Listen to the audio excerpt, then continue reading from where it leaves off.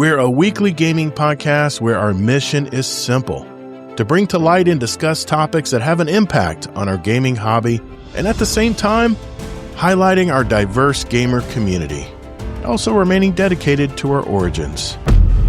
Guardian down. Join me, Todd the Gator, and my co-host Kingsley Mack as we invite a rotating list of guest co-hosts every week to join us at the Guardian Down Roundtable. And now, let's get to it. Well, what's up, Guardians? Welcome to episode 345 of the newly branded Guardian Down Roundtable. We've spent nearly 7 years as the Guardian Down cast show focusing on Destiny, but now we're taking a 30,000-foot view of the entire gaming hobby. Every week, my co-host Kingsley Mack and I sit down with two rotating guest hosts to tackle 4 topics covering everything from the gaming industry and tech to social media. And our mission is simple: to create a dialogue by way of topics of discussion that impact our gaming hobby, all while keeping the focus on our community. We're live every Thursday night, 9 p.m. Eastern Time. My name is Todd the Gator. You can follow me on my YouTube and Twitch channels, and as well as the Discord live stage, where we have quite a few people in here tonight. Hello, everybody. Once a month, we even invite a new member from our Discord community to pull up a chair, and we get to hear their gaming story. Tonight, I have 2 fellow Marines, and they've been on, I don't know, it just works out this way, but they've been on several roundtable episodes in the past when we did our test roundtable, and they always seem to be paired up at the same time. I don't know why, but it just works out that way. By the way, Kingsley Mack is out sick. If you look at the Post-it note he put on his window on the overlay, but yeah, he's out sick tonight. He's not feeling too hot, and we'll see him next week. Everything's good. He's just not feeling just a little nauseated tonight. So we will carry on in his stead tonight. I want to introduce our first guest co-host. He was initially on our show back when we heard his story on episode 260 titled Half Decade of Destiny Podcast. That's where we were celebrating our 5 years of podcasting. He's been a part of our Discord community for over 2 years now, where he also plays in our Saturday night raid crew. He's a member of our Patreon community as well, and his parents had the great judgment and taste to give him the name Todd. With 2 Ds, by the way, none of this 1D crap. From the great state of North Carolina, it's my fellow exterminator, Mr. Z0mb1ep0ps. How you been, Todd? Good. How about yourself? Good, man. Good, man. Looking forward to our topics tonight. Appreciate you being on tonight, man. Oh, yeah. Appreciate being here. Our second host tonight is a member of our community as well. He joined our community over 2 years ago. It's like they came in at the same time. I know it wasn't made that way, but he was originally back on our show in episode 261, titled Destiny 2 Echoes Act 2 has arrived, where he shared his love of gaming and his experiences in the Marine Corps. Our dungeon champion patron from the great state of California, it is Deadpool-1-MERC. How you been, Deadpool? Doing good, and I am the only dungeon champion. You are the only one now. You're all by yourself. I know. It's got to be pretty cool. We appreciate you, man. Thanks for coming on the show tonight. It's funny, like I said, how much these 2 guys have in common. I mean, other than they were both ex-Marines, I mean, I don't think you're ever not a Marine, but they're no longer serving, I guess I should say. But we discovered them about the same time, and here they are. What is on the show tonight, you may ask? The first topic tonight, Kingsley Mack was going to lead us off with a topic surrounding the closing of another PlayStation studio, but I will be taking over that topic tonight, so I will be sharing that with you to start off. Then we're going to turn to Z0mb1ep0ps, who has more of a tech story for us tonight concerning those doorbell cams everyone uses these days. So we'll see what that's all about. And then we're going to take a break from our discussion and check in with our weekly Destiny Roundup, where we'll highlight any news and information concerning Bungie and Destiny 2. And then it's on to topic number 3, where Deadpool-1-MERC will discuss some of his observations in the modern gaming today. He thinks that something has changed over the years, and we'll find out what. And for the final topic of the show, I will present my opinion about some of the latest news in gaming and a troubling trend that I'm seeing with gaming studios in general these days. After which point, we'll shift into a less formal portion of our show where we'll catch up with everyone, see how their week is gone and what's been going on since we talked to them last. And then at the end of the show, if time allows, we'll answer questions from our community as well. So if you do have a question for us, make sure you enter them in our podcast questions channel in our Discord community. And that's discord.gg/GuardianDownCast. And we might actually read them live on the show. You can also send us an email or a voicemail. Just go to GuardianDownCast.com to do that.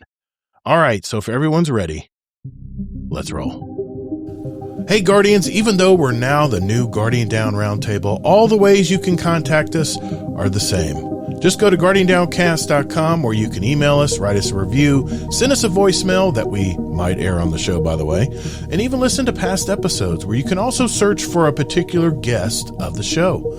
You know, I use this every week to find past episodes that our guest roundtablers are from, so you can go back and hear them and hear their story. guardiandowncast.com.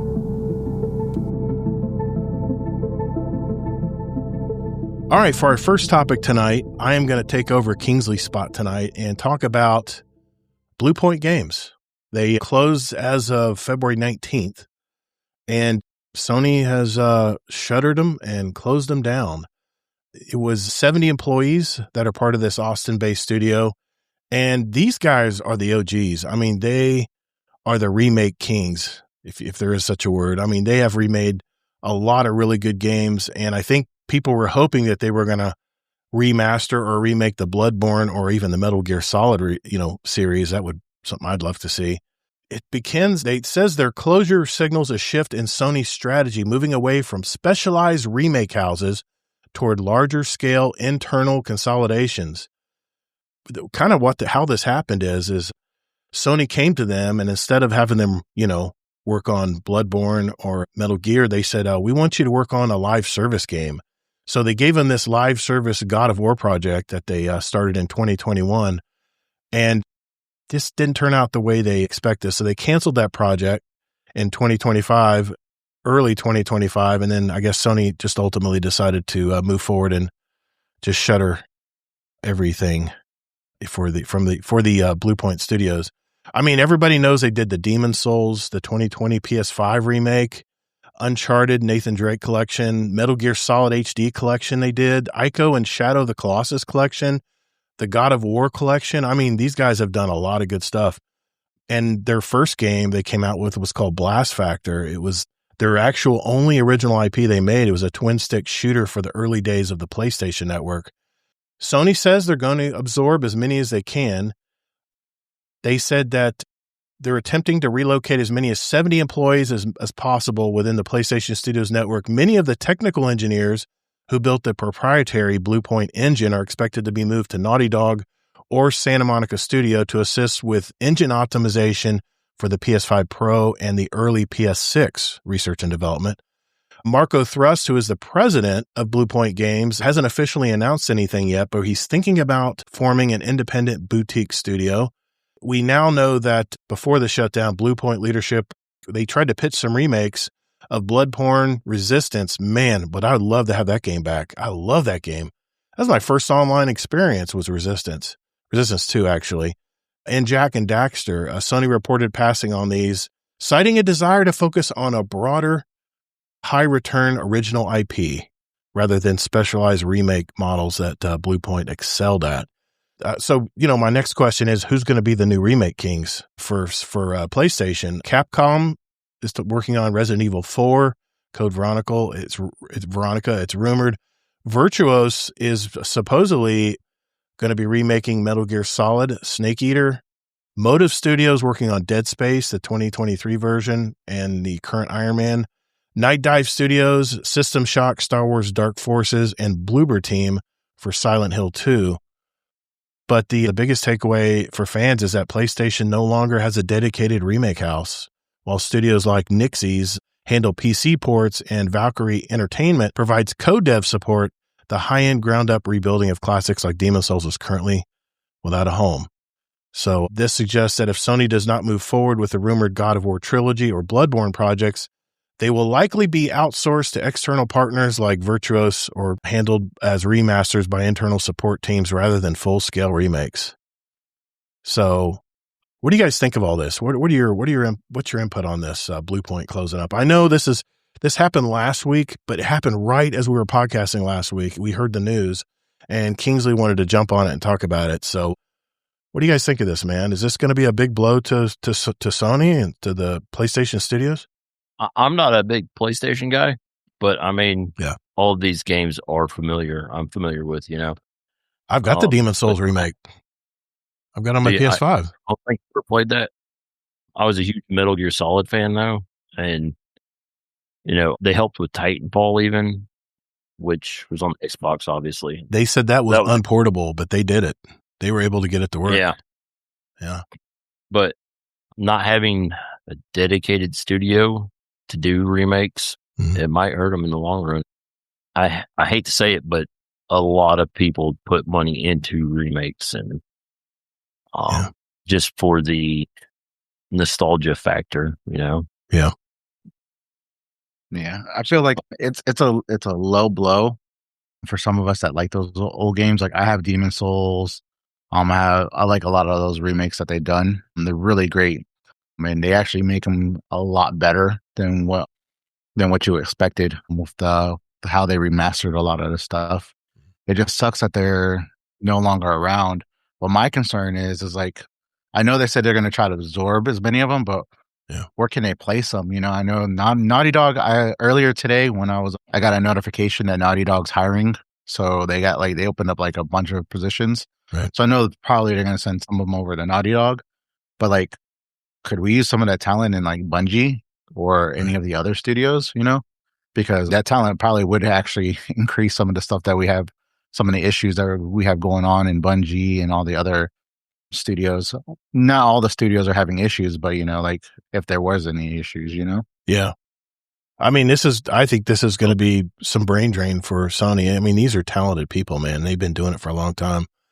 And this kind of gives me pause because, Sony acquired Bungie just not long ago, and Bluepoint was just acquired, by the way, not long ago. And now I was all confident that Sony would never get rid of Bungie. But now you got to think about it, if they're getting rid of Bluepoint games, I really hope this server slam looks good this weekend. Yep. Who knows? It could be some kind of like crazy restructuring they're trying to do to shrink all the studios and minimize all the studios, because they have a lot of studios. Yeah, they do. If they minimize all their studios and now they have less studios to worry about and they can actually have better product come out, possibly. Hopefully that's what their game plan is, to get better product, so that way they don't have no more issues like failing games like Conquered or any of those other games that failed. So, but I think it's going to be crazy because like I was looking forward for another Bloodborne or another game for them to remaster. Like I'm huge on God of War. I love PlayStation. I still play some of those PlayStation games, even though I got a PC now. Yeah. But it's just the God of War games are coming to more and more are coming to PC too. So yeah, you can get them on the PC. Some of them. But it's the nostalgia. It's the nostalgia of playing it on a PlayStation. So yeah. Well, I want to make sure I mention that story tonight because that was the one Kingsley was going to talk about tonight. So if you guys don't have any more to say about it, we'll just keep moving here and keep trucking. Just wanted to mention that. I'm sure it's old news now because it happened just last week when we were in the midst of podcasting. So, okay, good deal. Well, we will move on to our second topic right after this. On to our second topic tonight, and it is Z0mb1ep0ps. He wants to check in with the roundtable. And what do you got for us, man? The big to-do about the Ring cameras. And, they had an ad during the Super Bowl. Yeah. I didn't watch it, so I don't know. But it apparently was not well received, even though it was, I guess, so people could find lost animals, lost dogs, lost kids, maybe even. Yeah. Using everybody's cameras mixed with this company called Flock, which they have a bunch of cameras like CCTVs around cities, and they do a lot of the stoplights and speed cameras and stuff. Oh, I know they did those. Yeah, I'm pretty sure they do, or at least they use the software from them. Mm-hmm. They were partnering it up with doorbell cameras, Ring, so they could find lost animals, or people or whatever. But since it was not well received, a lot of people were up in arms about it. They have now canceled their partnership. I guess a lot of people were looking at it as, why do you have access to our cameras? You shouldn't have access to our cameras to look for anything, honestly. So I don't know. What are your guys' opinions on all of this? Well, I mean, I'll go to Deadpool first because you install a lot of this stuff, right? With your job, Deadpool. When I used to work at Geek Squad, I used to install a lot of the Ring cameras, Arlos, all the different types of cameras. Mm-hmm. And even when us installing them, we're not really allowed to tell you where to place them. We can give you our generalization ideas of what would be best and what we recommend, but we can't tell you where to put them because we don't want to be responsible for, hey, they broke into my house. Why is this camera not set up like this and stuff like that? But when it comes to your topic, I think it would have been a cool idea for like the dogs, because I know I have Ring and I got a notification saying that, hey, help your neighbors find their pets and this and that. And it came up, and then next thing you know, it was gone. So it wasn't there. I haven't seen that pop back up on my Ring. I think the companies were just the reason why they probably split ways, because they were probably afraid of the backlash they might get from all the concerns from the people, especially with the AI, because there's the AI feature now on Ring, which is kind of trippy. I don't really like it, but it's part of the package for a Ring. Just like if my kids go up to the doorbell, it says a child is running to your door, or a child picked something up and ran away. So like the AI on Ring is like freaking crazy. I know that Flock, they use Flock a lot around here in California for the license plate readers and for traffic areas. And the crazy thing is now they're trying to incorporate those Flock cameras here in California to give you tickets. So if you do a certain mileage over, you're gonna get a ticket. If you go 11 miles over the speed limit, like automatically gives you a ticket. Damn, that's like what you might as well here in California. It might as well be England then, because England, I remember England, the motorways in England, they have speed cameras everywhere, and it's funny. People have driven, they commute so many times, they know the system. They'll actually be hauling ass, and all of a sudden they'll cut their speed to like 3/4 of what the speed limit is, just to average it out. I guess they go by an average, I guess, as you come through these speed stations. But I just said, you know what? I'm going to just go the speed limit and just be fine, and I don't have to worry about all this stopping and starting crap. But I know I probably went over a few times, but I never got a ticket. So, I'm not going to lie. I go over every day. Every day I go over. I'm doing like 78 to 80. I'm always doing that. But I learned that most of the CHP, they don't really care if you don't go over 80, to be honest. Okay. So like if you do go over 80, because I remember one time I was doing 83 and I was in between two cars. So there was two cars, one on the left, one on the right. And I got pulled over even though we were all going the same miles. We were going the same speed limit. And I was like, what the heck? So I felt like I was targeted just because I have a muscle car. So I was like, dang. So. Sorry, you got a Charger, don't you? I think I remember you said you got a Charger. Yeah. Yeah. I mean, all the latest toll roads they read your tag now. In fact, I have the sensors, and stuff, but I really don't even need them, because what they do is you just register your tags with your account. You get a better price if you prepay for your tolls here in Florida. And what they'll do is, I don't even need these sensors anymore, but I got them anyway, hanging on my truck and stickers on the front of my windshield or whatever. But I don't even think I need those anymore, because everything is just just the cameras flash every time you go through the little speed tunnels. I actually have same here too. Tickets from Florida last time I was there. Where did you? Going through tolls. Yeah, there was no place to stop to pay a toll. No, there isn't. No, and more, a lot of these. Well, the way it works now is because they were having that problem with tourists. Tourists don't have these prepaid accounts, so Florida makes a ton of, especially Orlando. They make a ton of money on these speed cameras, because you'll get these tourists just flying through these interstates, through these toll roads, because that's where their Waze tells them to go, and it is the fastest way to get to the theme parks and stuff. But you pay for it. And you pay a premium if you don't have an account set up, which means all the tourists are paying a premium. I mean, I'll pay like 75 cents. They'll pay $1.50, and that adds up. That adds up, because these speed cameras are, every so often. But not to get off the point, but my biggest worry about this, Todd, is how are we? Correct me if I'm wrong, but the rings were being used for community outreach, like letting cops see footage and stuff to help investigate crimes and thefts and stuff. Mhm. So now that you're saying they're not going to be able to do that? No, but I mean, you can still volunteer. Mhm. If my neighbor, their house got broken into, Yeah. not that my camera's facing my neighbor, but if the cops came over and said, "Hey, let us see that footage," Yeah. obviously I wouldn't So it's have a voluntary. problem with it, but Yeah. it should be voluntary. Yeah. And I'm sure that, Ring or maybe Flock, I don't know, since they work with the government already, that they would have restrictions in place where they'd need a subpoena or, something like that, a warrant. I see. Yeah, it's like that for at the school I work at. If the police ever come to our school, because I'm the facility supervisor, so I'm one of the ones that handles all that stuff. Yeah.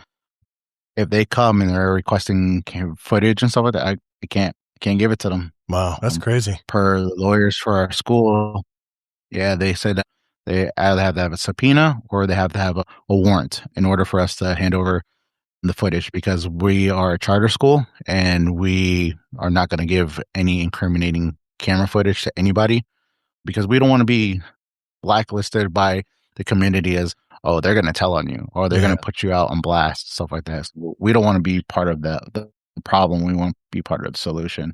So what is There's a chance. So what is Ring going to do in the future? I mean, there's just not going to be any way for them to solve crimes with it, huh? It's just up to the individuals now. Yeah. Okay. Yeah, I think it's based on the transparency and content. If the police officers come out to you and ask you, it's up to the person to opt into partnership to help to solve the crime. So like if you give them permission to look at your footage and stuff like that, that's on you. Wow. You're giving them your information. They're accessing your data. They'll be able to use all that stuff. Everything. But I think that's another reason why there might be a backlash, because now personal freedom gets taken away. So now because they're going to have access to your data and all that stuff. I know in Florida it's really weird now. Yeah, they won't let you. I go around with a GoPro in my hand when I'm doing my lawn videos and stuff for my TikTok and YouTube, and I have to be careful not to record like people's addresses or anything or street signs, because there's people out there, man. They'll put two and two together and they'll figure out where you're at, and they may see an open door or something, or easy way to get in someone's house, and then it's on me. I could get sued for it. So anytime I've got my GoPro on, I'm like start the video like pointing at the grass. Like all you see in my videos is me walking turf. It's the craziest thing. But yeah, it's weird. You can't record people in Florida without their permission, which it's kind of weird, because ever since I had that problem with my insurance, someone doing a fake crash trying to get free money from me on my work truck, I wonder how dash cams fit into that, because you're reading people's tags in front of you and all that. So I'm curious. I'll have to look how the laws work there, because I asked my insurance company, I said, if I had a dash cam on this, I was out talking to my attorney on this. I said, would this dismiss the case? He goes, it might not dismiss the case, but if you have raw footage of the actual accident and you were able to produce it in decent quality, I said, usually most judges will just throw out the case. So I guess it's not legally binding, but anything that'll help you, I guess, is better than nothing. Because, it's a no-fault state, which means it's your word against the other person's, whether they did harm or you did harm or whatever. So it's just weird how that is. But, well, I guess. Talking about that real quick, Todd, the dash cams, I used to work in insurance too. So I'm like a jack of all trades. Yeah, what's up? When I worked in insurance, dash cams will actually help us to identify the actual date it happened. Yeah. Because sometimes people will get into an accident and then they give you false dates and stuff like that. Not only that, it actually helps paint a better picture for us too. When I worked for Progressive, if we had that, it would help us identify who was at fault, who's not at fault. Because here in California, it is at fault. So whoever hits you from behind is at fault. Really? See, it's no fault. It's a my God, man, all of the trial, the car accident attorneys just have a heyday down here in Florida, and people will flash these big checks. I got a $1.5 million I got hit by a Walmart truck, and I'm like, Jesus, dude. And I think the laws are different for every state when it comes to dash cams. Every police car has a dash cam. Oh, of course. So Yeah. I think there's specific laws to it That too. protects So, that protects the officer because he's always facing in front of Yeah. it. Yeah, I mean, you see that on the news all the time. You know, the officer that almost gets run over by an SUV because it's shown in their dash cam. You know, and you could use that as evidence. JD Kent said a buddy of mine had camera on his car, and he got a subpoena for something that he recorded, so it can be used in court. I don't know what state that is, JD Kent, but I think in some states, for Teslas, because Teslas have they have cams everywhere. 360 camera footage. You can actually, if they find out who the owner of the Tesla is, they can't subpoena. I know, Really? I've heard of that. Okay. They can't subpoena your footage and stuff like that. Okay. I know police officers now are getting 3D dash cams on their vehicles. Yeah. I think there's a company that's partnered. It's not with Ring, but they're similar to Ring. They actually will install it on your mirrors and things like that. Yeah. I forgot what the name of the company is, but I think they're owned by Amazon as well, because Ring is owned by Amazon now. Yeah. So you can buy a Chinese-made, and they're decent quality, 4K camera in the front, 1080 in the back. And that's what I have. I have rear view and front view and rear view. And that way, if someone hits you in the back, you got footage as well. And it records 2 separate videos. It has a screen on screen, like a picture in picture on it. And I think I paid like $115. I mean, $115.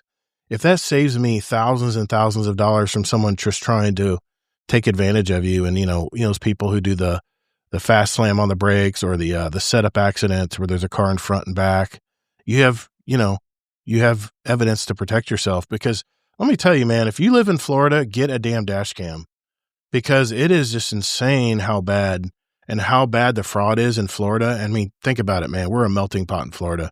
You got blue hairs driving on the road that don't even know who the hell's around them.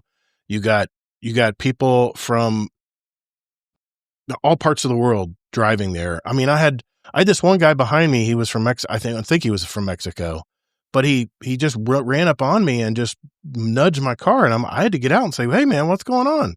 Didn't speak English or anything, but I guess that's how they drive in their country. They're used to just pushing everybody along. I'm like, dude, this is America, man. You hit this bumper, that's $500 at least. But Florida's just a melting pot of people, so you just never know. And then you got, of course, you got the younger kids who, I used to be one of those kids, drive with their hair on fire all the time because they were always in a rush to nowhere. And I've caused a bunch of dumb accidents before, so. They didn't have they didn't have cameras back then, but now they do, man. And I even put on my work truck, and I know it sounds tacky, I put Smile, you're on camera, up in my top of my windshield. So when people are in front of me and cut me off, I'll kind of act like I'm taking their picture with my camera, like the camera's sitting right there in my dash, like I'm going to get their tag number or something, just to freak them out a little. But I don't ever do that. But I have the footage if, something ever happens. Anyway, we got off topic on that. Sorry about that. All right. Thanks, Todd. Good topic, man. I appreciate that. Let us take a break real quick here, and we're going to pause and just take a little break, a little breather, and see what's going on with Destiny this week. Be right back.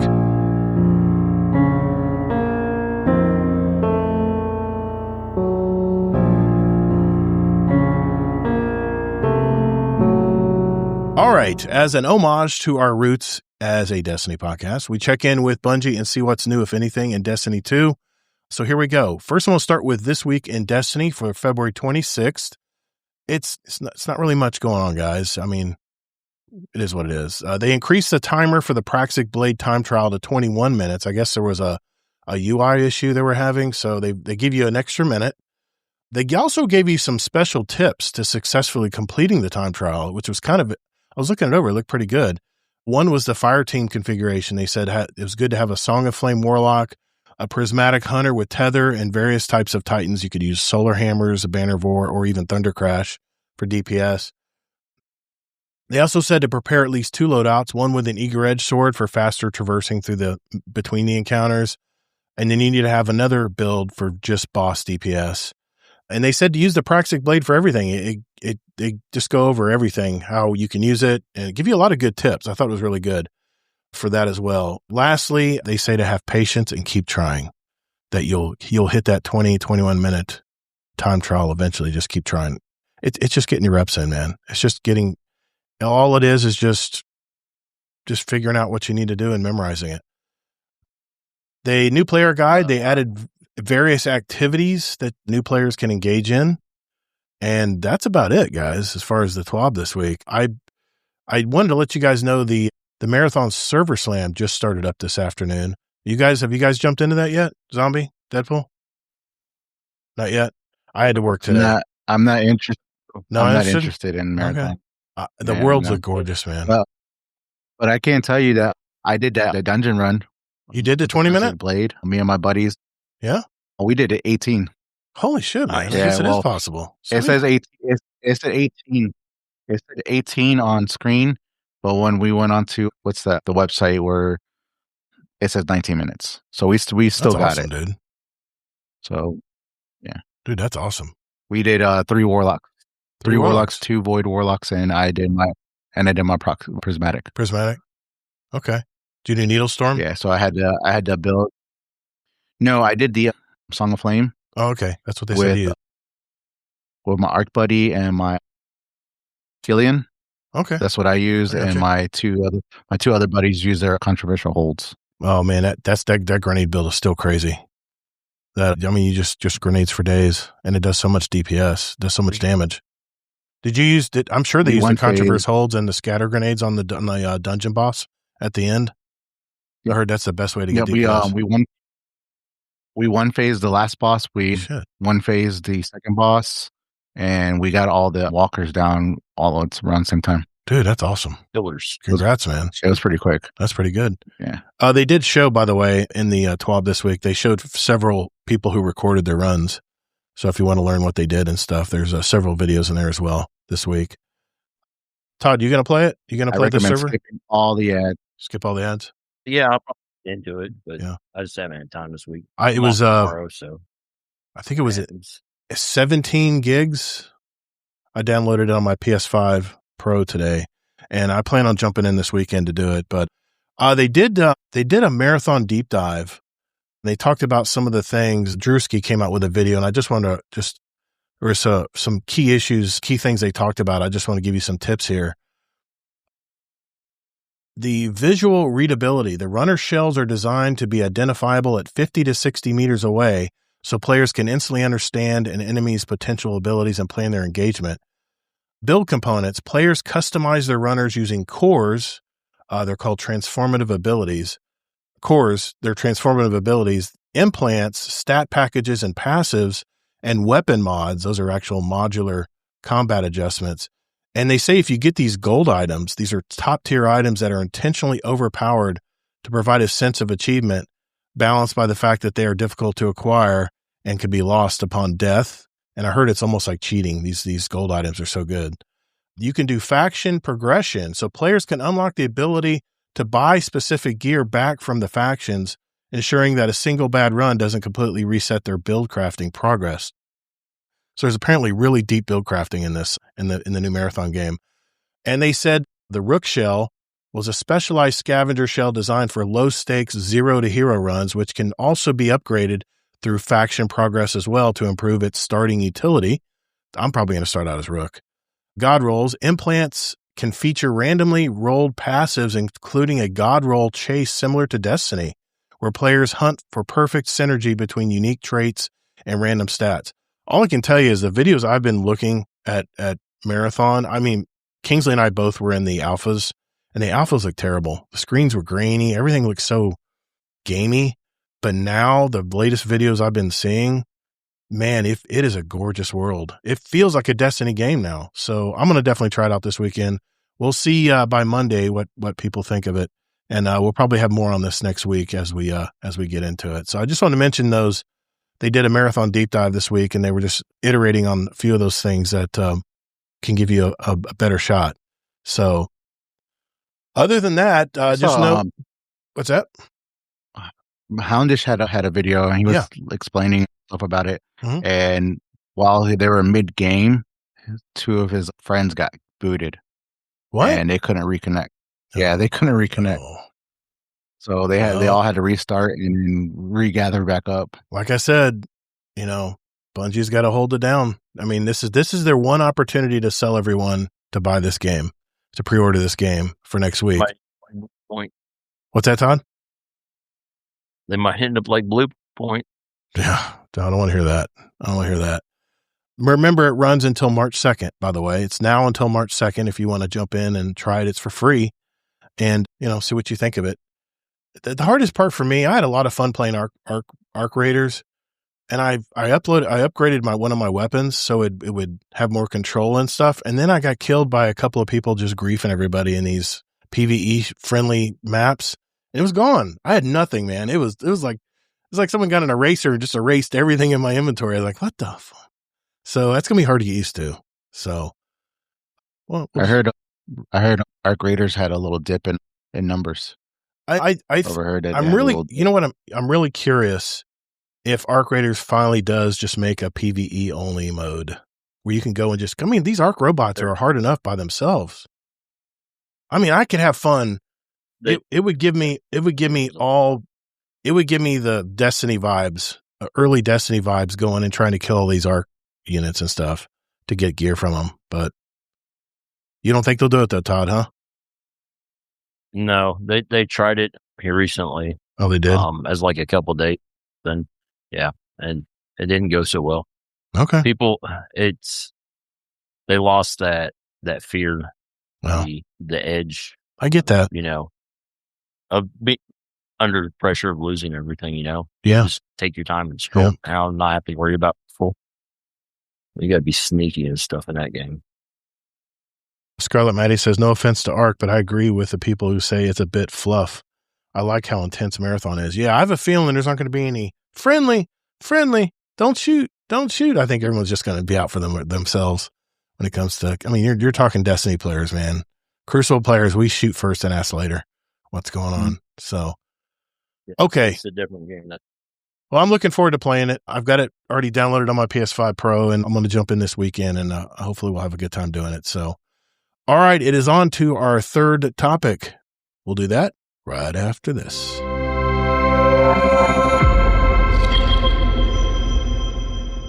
All right, it is on to topic number 3. Now that we're all caught up on Destiny this week and Bungie, I'll turn it over to Deadpool-1-MERC. What do you have for us tonight, Deadpool? All right, so my topic is why modern games just don't feel the same anymore. I feel that today's modern games, they may look better than the past games, only because, we are upgrading from 16-bit, 32-bit onto like newer graphics and everything like that. But I feel that they've lost the heart and magic that older games had. Big reason is because of the design philosophy behind games have changed. Instead of focusing purely on fun, creativity, and memorable experiences, a lot of studios are now prioritizing monetization, retention, content updates. So like they're all looking forward for like the battle passes, live service content, seasonal resets, engaging loops, which we didn't have any of that back in the day when games were coming up. You played the game, you died, you started over, or you played a game and then you just keep on going, playing different from different starting points. Classic games worked because they were simple, challenging, and built around unforgettable moments. So I remember playing Earthworm Jim long time ago on Sega, and I would always get past the first few missions and then get to the water area. In the water area, I would always die, and I hated that part. But I remember the one time I passed it, I was so happy. And I feel like they stopped with all those challenges and all those experiences like that. I think that the modern games are too focused and buried under the hype cycles of microtransactions and system designs to keep you playing, not to help you enjoy playing. They just want to keep you playing, not enjoy it. FOMO. Yeah. So there's no more FOMO. There's it's more FOMO now and stuff like that. But I feel like a lot of the gamers that started playing games from like the past, they're turning more over to like indie titles and smaller studios, because those smaller studios, they're more creative and they have a little bit more fun. And I just wanted to get what you guys see, what you guys feel about the topic, see your guys' viewpoints on it, what you guys think about it. Todd, you want to go ahead? Yeah. Okay. So I don't know. We might not be the target audience anymore. You know, we're getting older. Most of these newer games are probably trying to target younger audience. And I hate to say it, we're getting old. You're getting old. But I'm not getting old. Okay.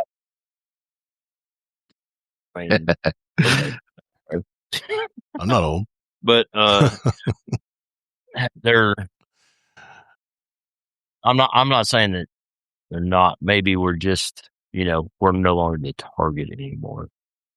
So that's why they're changing. They have to be flexible to keep in the market.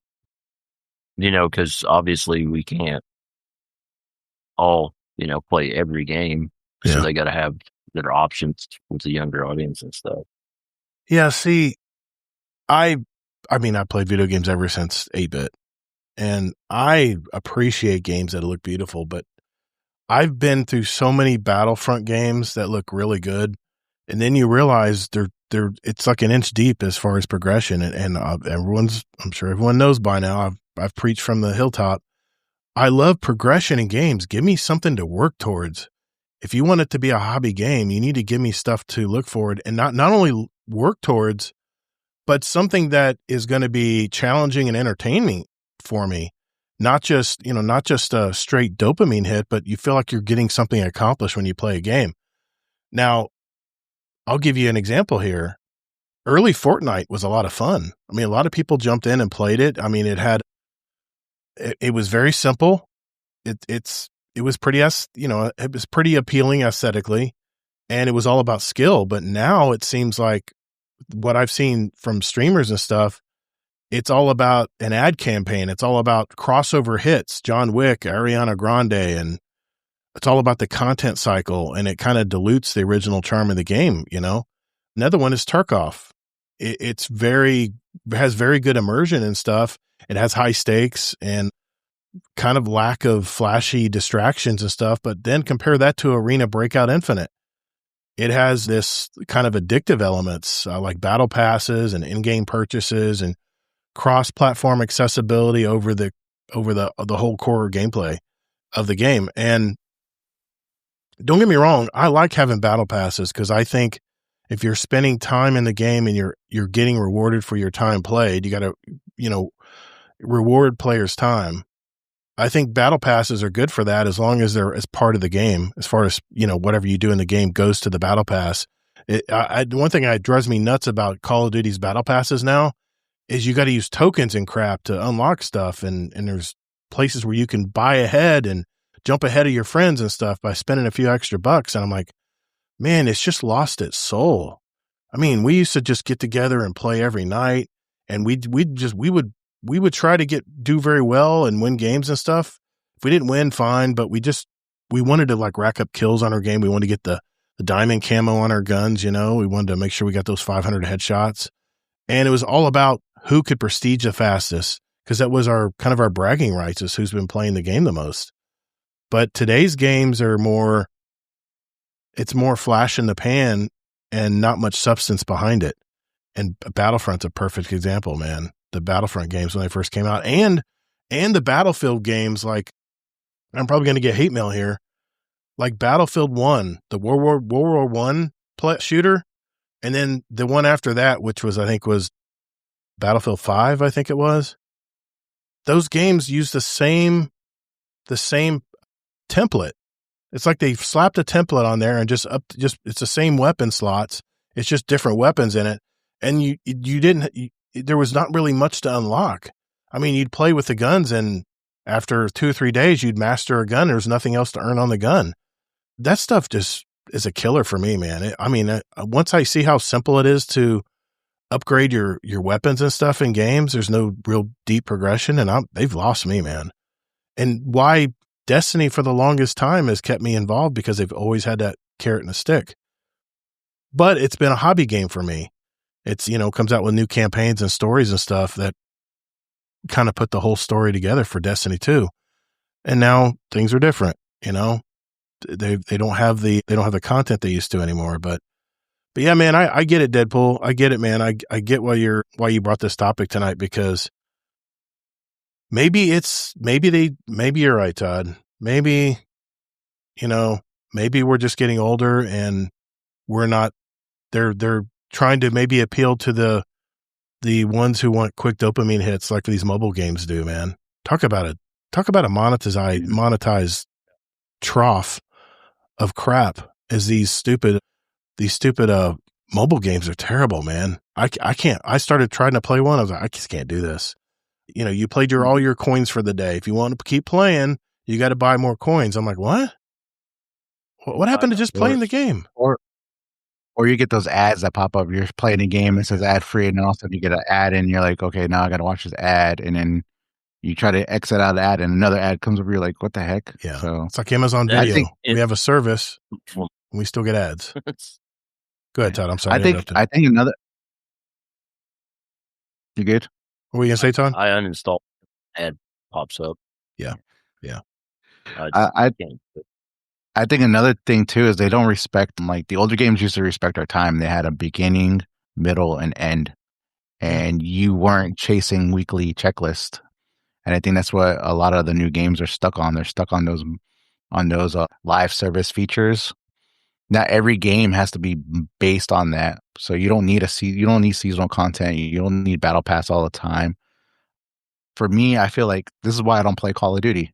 Call of Duty is just copy and paste. It's the same game. All they do is they just change everything on it. They bring the same maps or reuse the same maps, change the color of the maps, change little things, details of it, and then everybody's just like, oh, I got to get Call of Duty. I got to get Call of Duty. But it's the same damn game. It's been the same game for like years now. And all they're doing is reusing content. People don't understand. You're paying $60 to $70 to $80 or $120 if you get the big packs for the same game. It's just the same game. And it's coming out every year. Imagine how much you would be saving if you didn't spend that much money on the same game over and over and over again, And Call of Duty was back in the older days. Call of Duty was all about their maps. Remember the drive-in theater? And I mean, there's some maps that are burned in my brain that I still think about today. But now, yeah, you're right. It's all very cookie cutter, and that kind of leads into my story later. So I'll stop there. What did you have to say, Todd? What do you want to say? That's why I don't do the sports games. It's an updated roster, and that's it. Yeah, I mean, a lot of people don't understand on the sports games. You can actually go online now because everything's online. You can actually update your teams. So if you're playing Madden 25, you can actually go and look for the newer rosters, and you can actually download the newer rosters. So that way you can actually play with the teams of how they are. You might not have the actual, like if it's a new player, you might not have the new player, but they do go in there, and some people do customize and make the new players, and you can have the new rosters. They've been doing that since, they've been doing that for a long time on Madden, but a lot of people don't take the time to look at it. The NBA games are the same way too. All you got to do is go into the options, and they do have where it has rosters, and you can actually download current rosters. Yeah. So that way, if actual trades do happen, you can actually play with the current roster. Damn. Well, one thing I would probably say is there's a lot of people out there that play the same games and aren't having fun playing them anymore. I don't understand that. You play games to have fun and be entertained. I don't understand people who play games and are not having fun playing it anymore. I think that would be your first indication. It's time to move on to try something else. Another thing too, seek out smaller developers, who focus on more creative and innovative gameplay rather than these big giant AAA games that it's all about how much money can they get from you just to play a video game that they've repurposed from 3 or 4 games earlier, I mean, I still need to finish Clair Obscura, and I'm still probably going to go back and play that. I got it on Game Pass. I was just thinking, I think I'm 80-something% through that game. I want to see how it ends, because that game was enthralling. I mean, it kept my attention, and there was never ever a store or somewhere to buy a new skin or any of that crap. It just wasn't in the game, and it's hard to find games that way anymore, it seems. And of course, you can always go back and go back to your classic games. But I'll be honest, man, I go back and play Galaga or Space Invaders or something, and usually within half an hour, I'm already bored. because I've been there and done it already. I've already played those games. I want to jump into a game and just look around and go, holy shit, this is freaking awesome. You know what? I downloaded a new, it's not new. It's just a remastered version of Oblivion, Elder Scroll. Uh-huh. And I actually like this remastered version because it brings me back. Like I'm already like halfway through the story because I remember the story from when I first played it. Right. But like I'm already halfway through the story, but the graphics have improved so much. Yeah, sometimes when you see the people talk, their mouths are not moving correctly, but it's still a good game. Yeah. And I love how it's remastered. The graphics are not cornery or, have like they're not squared. Right. They're actually a little bit more rounded. Mhm. So like I've been finding a lot of these remastered games are actually more fun than some of these newer games. Like I was playing the older Need for Speed a few weeks ago where it was just you didn't have to buy certain things. Now all the like the Need for Speed games, they have all these DLCs and you got to buy the DLC in order to get the car. What happened to earning the car by doing races and things like that? So Right. Yep. I know, man. I hear you. Well, it's a good topic, man. I perused over that article you sent us on that, and yeah, man, it's a problem, man. And like I said, I think this is going to tie into my topic a little bit because I'm really going to go into a deep dive here on the gaming industry. But yeah, thanks, Deadpool. Appreciate the thing. I just want to mention a couple of comments we had here in the Discord. Scarlet Maddie says, not going to lie, that's something that actually pleasantly surprised me today in Marathon. There's skins, emblems, stickers, all kinds of stuff as rewards for doing stuff in the game. Not to mention the progression tied to the factions where you can upgrade your character and make it easier to do stuff like traversal or looting. And Notorious Gator said, this is a notorious one from last week, the storytelling and development is non-existent in most games today. Mass Effect, The Witcher, and older Call of Duty Modern Warfare, like 2007 versions, and Black Ops 1 had good campaign stories. Oh, I know, Notorious. I was there playing them. I love those games. I love those campaigns.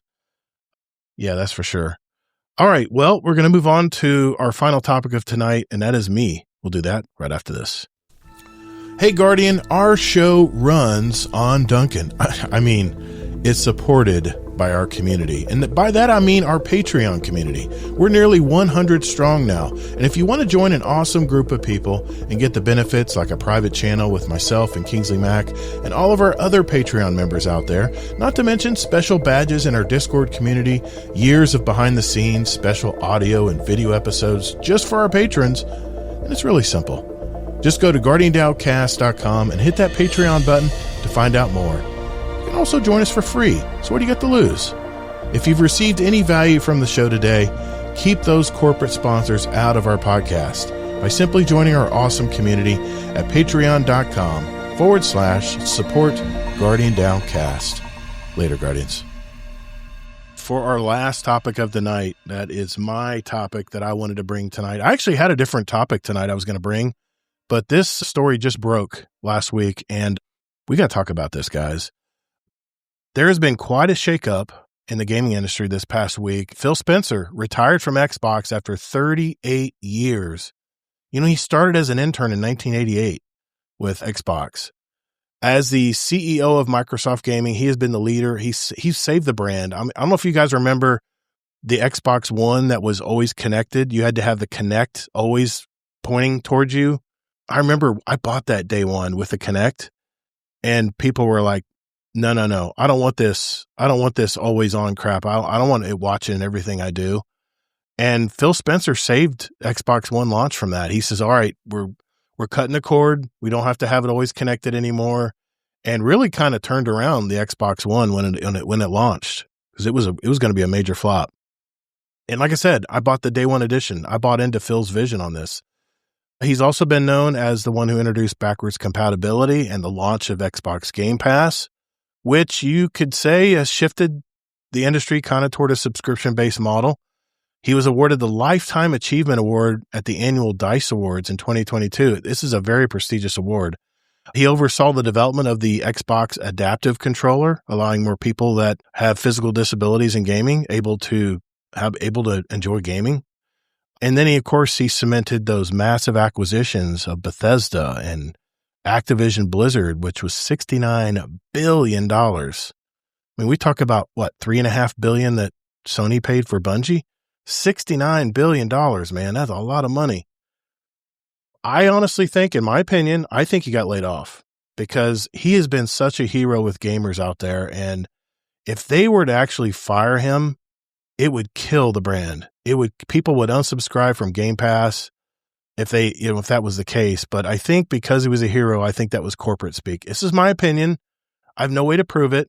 I've got a lot of opinions on this. I think Phil was hoping that Game Pass would grow faster than it actually did. I mean, I think he thought that acquiring Activision would get more people to invest in Game Pass because it's Call of Duty, man. It's included in Game Pass.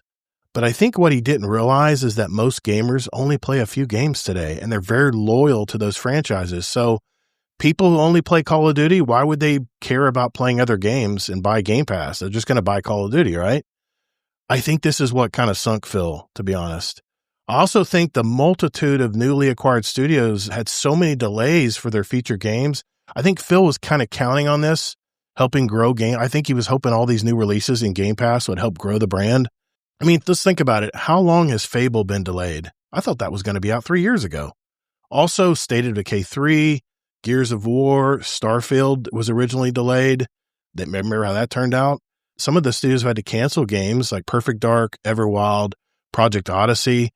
I mean, they developed that game for like 3 or 4 years before they just gave up on it. So I think all of this really affected Phil's vision of the franchise, and probably why when the upper Xbox management kind of didn't see the numbers coming in, I think they just decided to make a change. So like I said, this is all my opinion and speculation, but keep in mind, Phil was also a huge fan of Bungie and the Destiny game, and he probably wanted to acquire Bungie as well, but I think Sony might have caught wind of this, and maybe that's why Sony, decided to grab up Bungie when they did, and maybe could explain their lack of due diligence when they paid that large amount of money for it.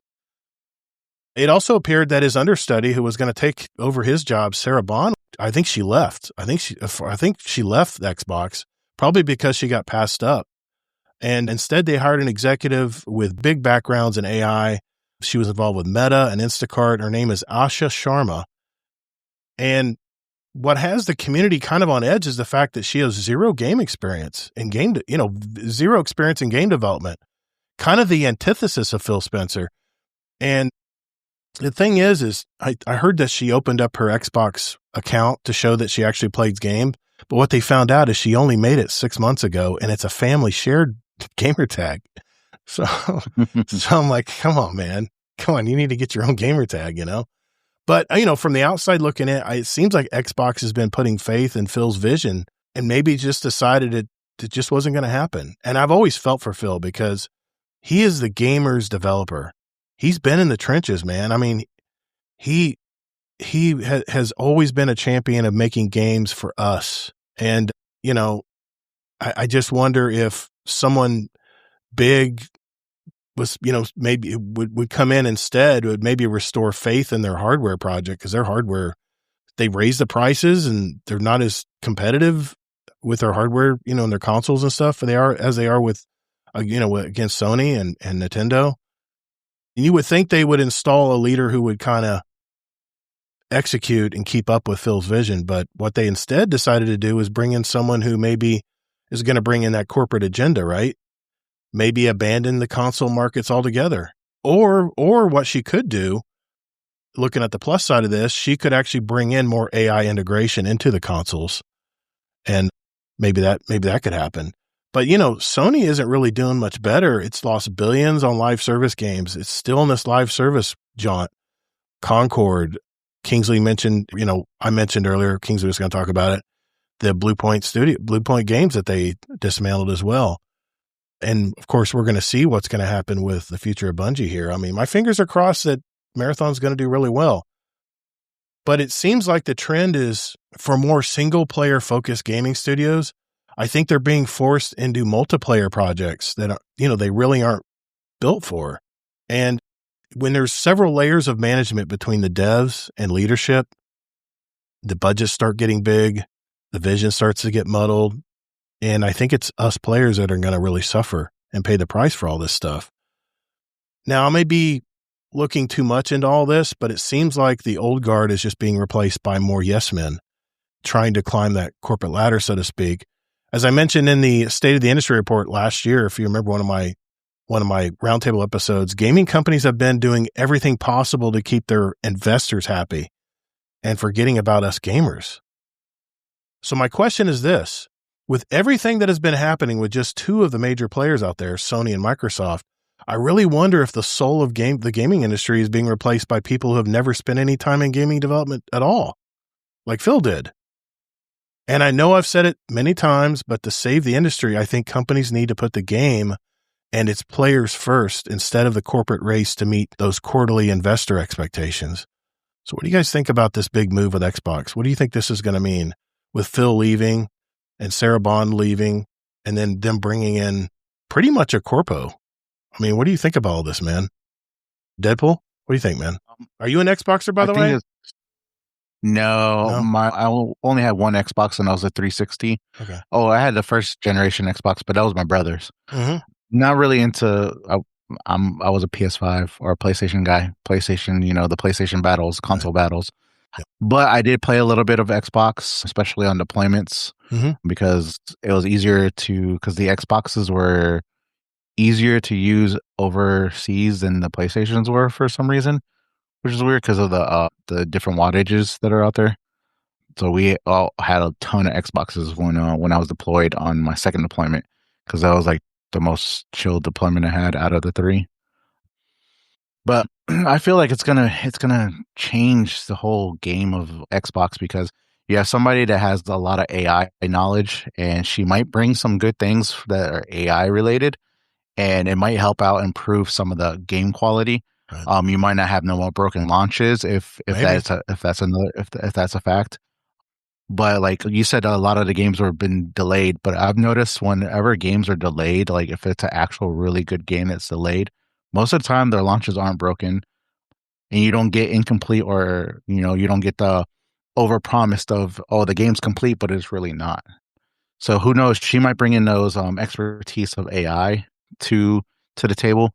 But I think it's crazy how she's only had family gaming account for 6 months and say you're gaming. But there's a lot of to believe it or not, there's a lot of people that don't really play games anymore that are in higher positions, higher corporate level areas.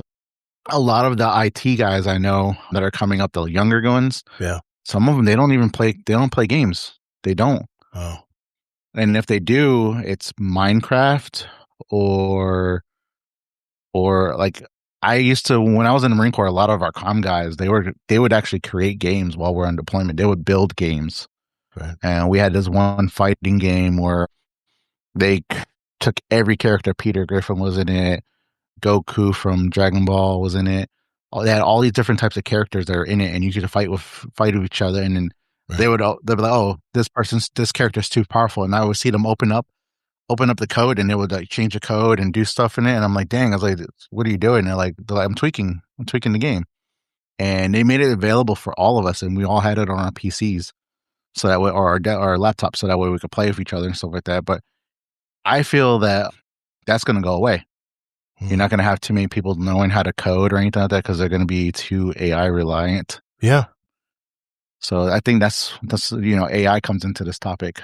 You mean, I use AI to edit some of my audio on my podcast now, because it saves me time. But I still need to know how to edit. I still need to know how to do it. That's the gap. That's the gap I'm worried about. The fact that AI will start taking over the programming jobs, where all the programmers going to go. They're going to go work and do something else instead of programming. And what happens if the AI goes down? We got to have programmers as backup. We got to have somebody that knows what they're doing, Yeah, it's a good point. It's a good point, Zombie. I mean, Deadpool. Zombie, what do you think, man? What do you think of all this stuff? Does this worry you, or what do you think? Yeah, I've always been an Xbox guy. I mean, don't get me wrong, I had a PlayStation 1 and PlayStation 2, but ever since I got an Xbox, the original one, I've had one all the way to the Series X I got sitting beside me. This is, I don't know. It feels like they're just trying to get rid of it, the whole console itself. Like Nolt mentioned earlier in the Discord chat, they're shifting into cloud gaming. They do it. You can cloud game on Xbox anywhere. You can do it with Game Pass. I can play games I own on my phone while I'm sitting in my work truck eating my lunch. It seems like they're trying to get away from that, which it's scary. There might not be an Xbox for much longer. Feels like they're trying to trim it.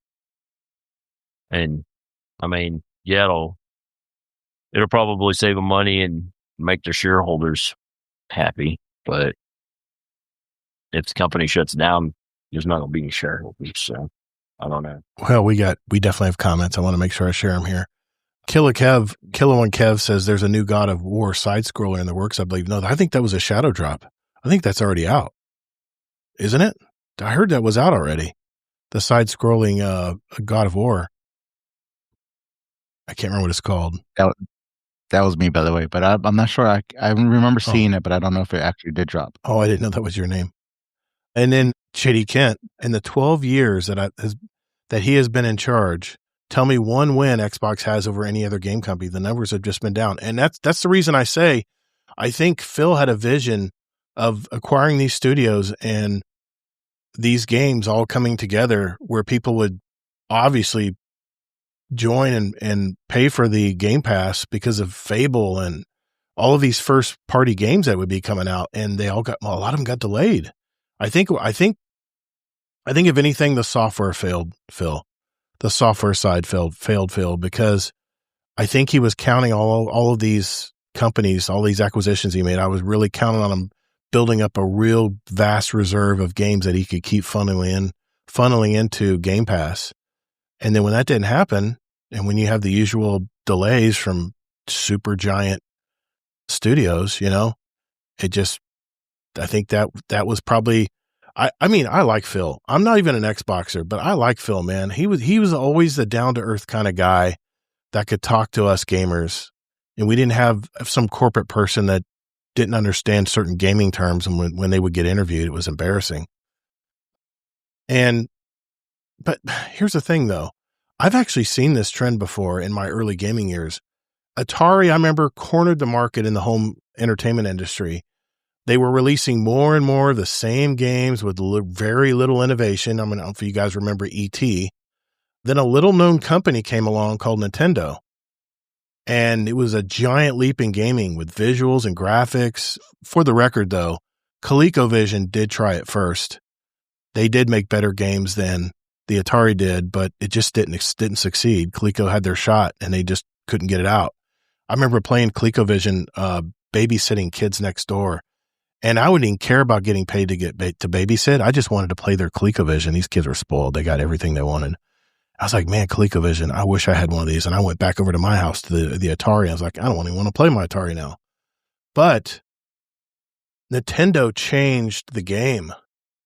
And the rest is history. You had Sega, PlayStation, Xbox, Nintendo now, and now PC gaming is mainstream. So maybe what the industry needs is a new company with the same revolutionary visions of our early gaming culture that will force the industry to veer back to making games that gamers want to play and maybe not worry as much about the dopamine traps that are tied to monetization. I mean, that's what I hope for.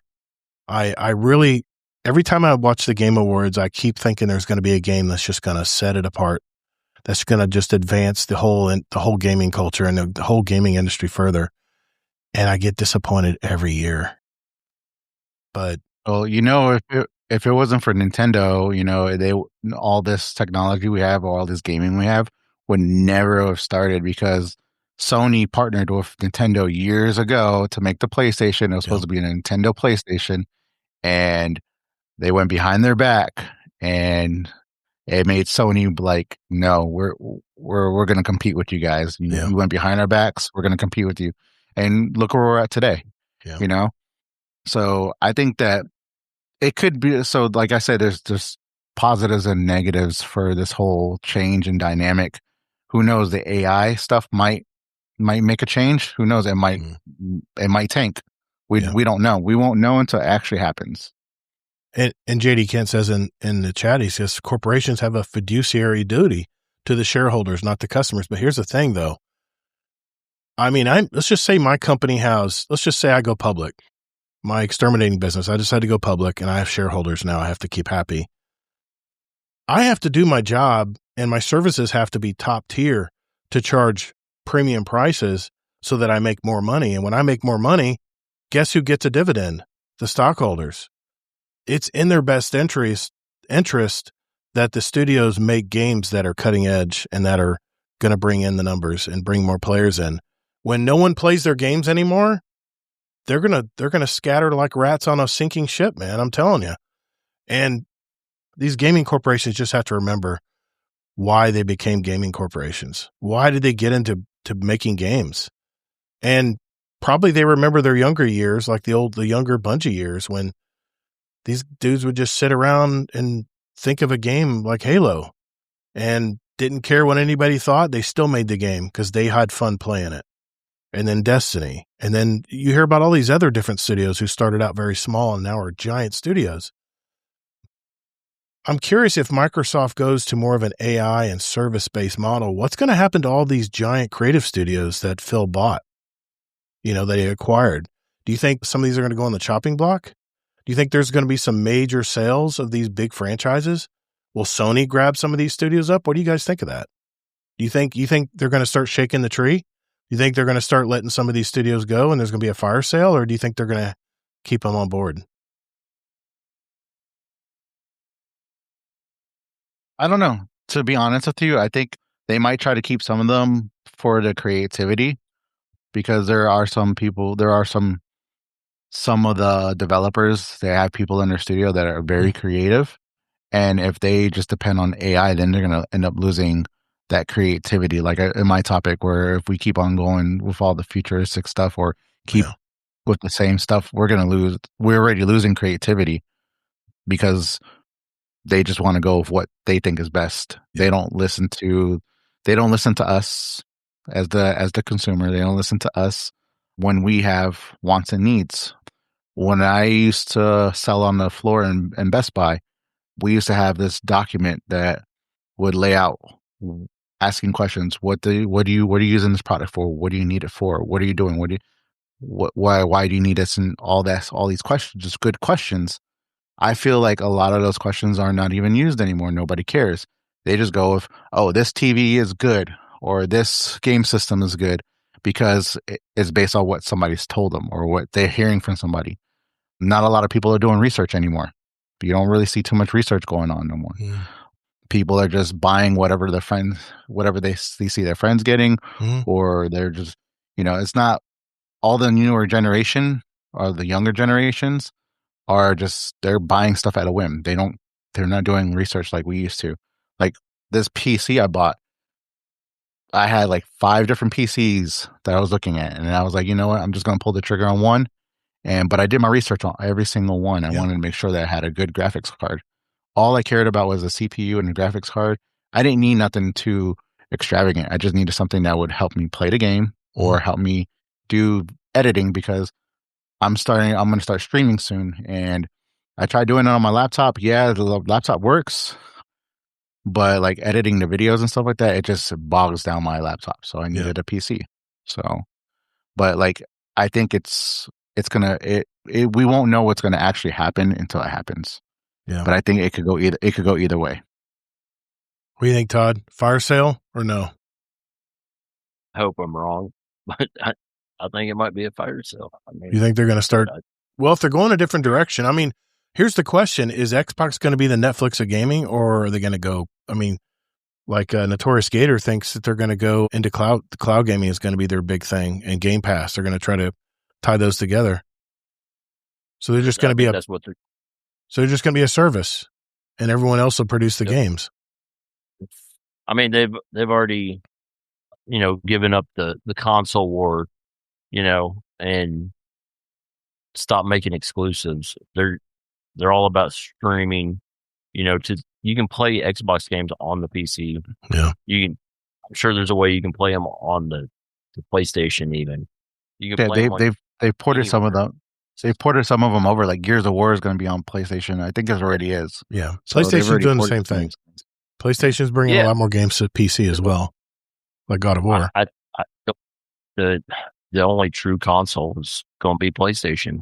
I mean, you're going to have handhelds and stuff like Nintendo and Yeah. stuff. But You're right, man. I can go right now on my 60-inch Samsung TV. I can pair a PlayStation controller via Bluetooth and play video games on it. Don't even need a console. It's all cloud. It's all streamed through the TV. I don't know. I don't think we're there yet, man. I really don't. I think streaming probably will be the future, which I really hope not. I mean, I guess we really don't own the games. I don't know what the illusion is that I still think we own games, but the fact that we're downloading the data into our console and we can access it at any time versus, oh, the internet's down, so I guess I can't play because I can't stream it. Which doesn't matter because you need internet. There's an internet handshake anyway between, even if you have a game that's supposedly complete, before you have to connect with their network before you can even boot the game up. So I don't know. Mm-hmm. Everyone thought Lee Iacocca was a genius CEO and could communicate with regular people. How did that work out for Chrysler? Lee Iacocca, remember, was very big at Ford first. He was a superstar at Ford. And there were things that Lee Iacocca wanted to change with the Ford product. And he said, screw this. I'll just go and do it with another company. And say what you will about Lee Iacocca, JD Kent, and I think you're showing your age here. He invented the minivan, man. How did that turn out? That saved Chrysler, if anything. Minivans were just freaking huge. I would never get caught dead in one, but I mean, that was a big Did you know turnaround. that they actually make special motor mounts for you to put a Hellcat engine into the Chrysler Pacifica? No. Yeah, there's a guy in Texas that has a Hellcat engine in a Pacifica. that's a And it looks, but it's pretty fast. I want to use that Terry Crews emote right now. Why? Why would you want to do that? Some comments here. The Tory Skater says, I still have a Microsoft Sidewinder X6 PC keyboard. It works perfectly. They are shifting to cloud gaming, possibly eliminating the need for a console. My son uses it to play some games on his smart TV. Scarlet Maddie says, what about the game recently called Dino Blade? That stuff is cool, I think. The guy made a Souls-like clone, but it's dinosaurs with huge swords. Holy shit. Original content like that is a lost art. Yeah. So, yeah, I mean, like I said, I guess we'll have to wait and see, but I'm not a big Xbox guy, but I think they took a big loss losing Phil. And maybe Phil, his vision didn't meet up with reality. Maybe you're right, JD Kent, but I don't know, man. I think, well, it doesn't matter. Phil's super rich. He can do whatever he wants. He's been there for 38 years. I mean, I'm sure he's got plenty of money to retire on. I mean, he's a young guy for retiring, but I mean, he's same age as me. I think he's in his 50s. The doctor says if you're lucky, there will be a private server option where you don't have to play with anyone, that you don't have Halo and Gears is coming to PlayStation. I know that. Cool. You know what's crazy? How they're trying to do gaming on TVs and stuff like that, but if you notice, TVs are super thin nowadays. Yeah. They don't have the proper processors or the proper motherboard. Are you kidding me? So you would actually overwhelm your TV if you actually try to do just straight up gaming on a TV. I'm glad you mentioned that because I have a Samsung smart TV, and it's not that old. It's a 4K TV. I'd say it's maybe, I don't know, 3-5 years old maybe. And I thought the internet was too slow going to it. So I direct wired fiber right to the modem, right? It goes directly into the modem from my TV. I hardwired it through my frickin' ceiling down into the wall on a cathedral ceiling. That was a pain in the ass to do. I plug it in and guess what? The thing is still slow as hell. It's the processor speed. And I'll sit there and go, okay, Netflix. And it's like, I mean, the delay is a massive delay. So, and you got to think about this too. Like, think about the sound too. So when you have sound, why do you think they have sound bars? Why do you think they have? Because they don't have the processors can't push them. They can't push the speakers. And and a TV is actually meant to new TVs are meant to last you 5 to 7 years. Not even that. Most of them break. I keep hoping mine will drop forward so I can go up to Sam's and buy another one. Honey, it just fell off the entertainment console. I don't know what happened, honey. They don't make them like they used to, because my living room TV is a 2016 Sony Bravia, and it's 2026. It's 10 years. Wow. The TV is still a 16-year-old plasma. Plasma. Holy crap, man! Holy shit. Plasmas are slowly making a comeback. Are they? I think Panasonic started making a plasma. I haven't seen the TV. I used to sell TVs for Best Buy, and then I used to install them too, as well as the cameras. But like, man, the technology for TVs has just gone a long way, where the picture quality is great. And for all of you that have large TVs, you do not need anything over 65. Once you go over 65, you lose picture quality. Yeah. So I don't understand why people get 100-inch TVs. No, picture quality. I got a 60-inch, and it's just so I can. It's just so I can be in the kitchen and still be making breakfast, and I can still see and hear the TV. And I still got to blast it because it's quite a ways away. But that's the only reason why. It is nice, you get the cinema feel when you're sitting there on the couch. But you're right, you don't really. And let's put it this way: if I look at it with my eyes, my old ass eyes, it's a 1080 TV. Now it's 4K. Because I got to use my damn readers or my actual prescription glasses. It's not, they're not that thick, but I have to use these to enjoy 4K TVs and 4K football or whatever I'm watching. So, and like I mentioned last week, not many networks are producing 4K programs unless it's like the Super Bowl or something. So they're still running off a 720 or 1080. Dude, CBS, I used to watch CBS football on Sundays, and it's 720. I'm watching it on my PC. I'm like, what is going on here? Why can't I get 1080 60 at least? And 720 60 or 720, 720 60 is the best they can do. So I'm like, all right, whatever. I'm over it. So, but yeah, you're right, man. Yeah, and streaming's cloud gaming's got a ways to go yet. The devices can't keep up with that kind of, especially the more precise the games get, and the more detailed they get. Mm-hmm. A lot of data, man. So. And it's like, I don't know if anybody's ever opened up a TV, but I used to do TV repair too when I was with Geek Squad. So I did a lot of stuff with Geek Squad.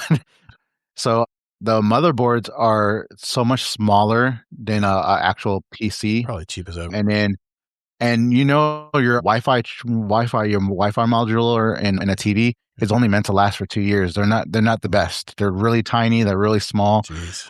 My TV, the Wi-Fi has been out on the TV for years. Jeez. But I have an Apple TV connected to it, so that's how I get all my streaming, Yeah.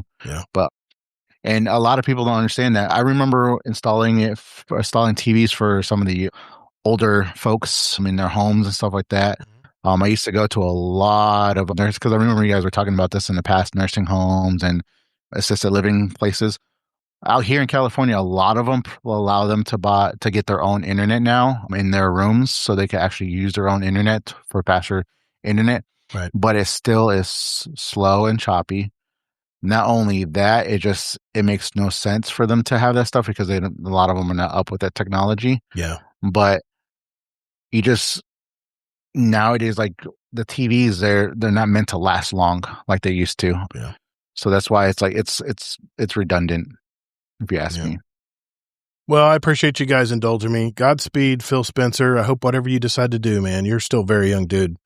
I hope you find your passion in whatever else you end up doing. And I'm not crapping all over Asha's, start. And I don't want her to be the fall person for if something does go bad, but we'll just have to see. We'll have to see. Maybe she has a more higher view, maybe more high corporate view, and she's gonna.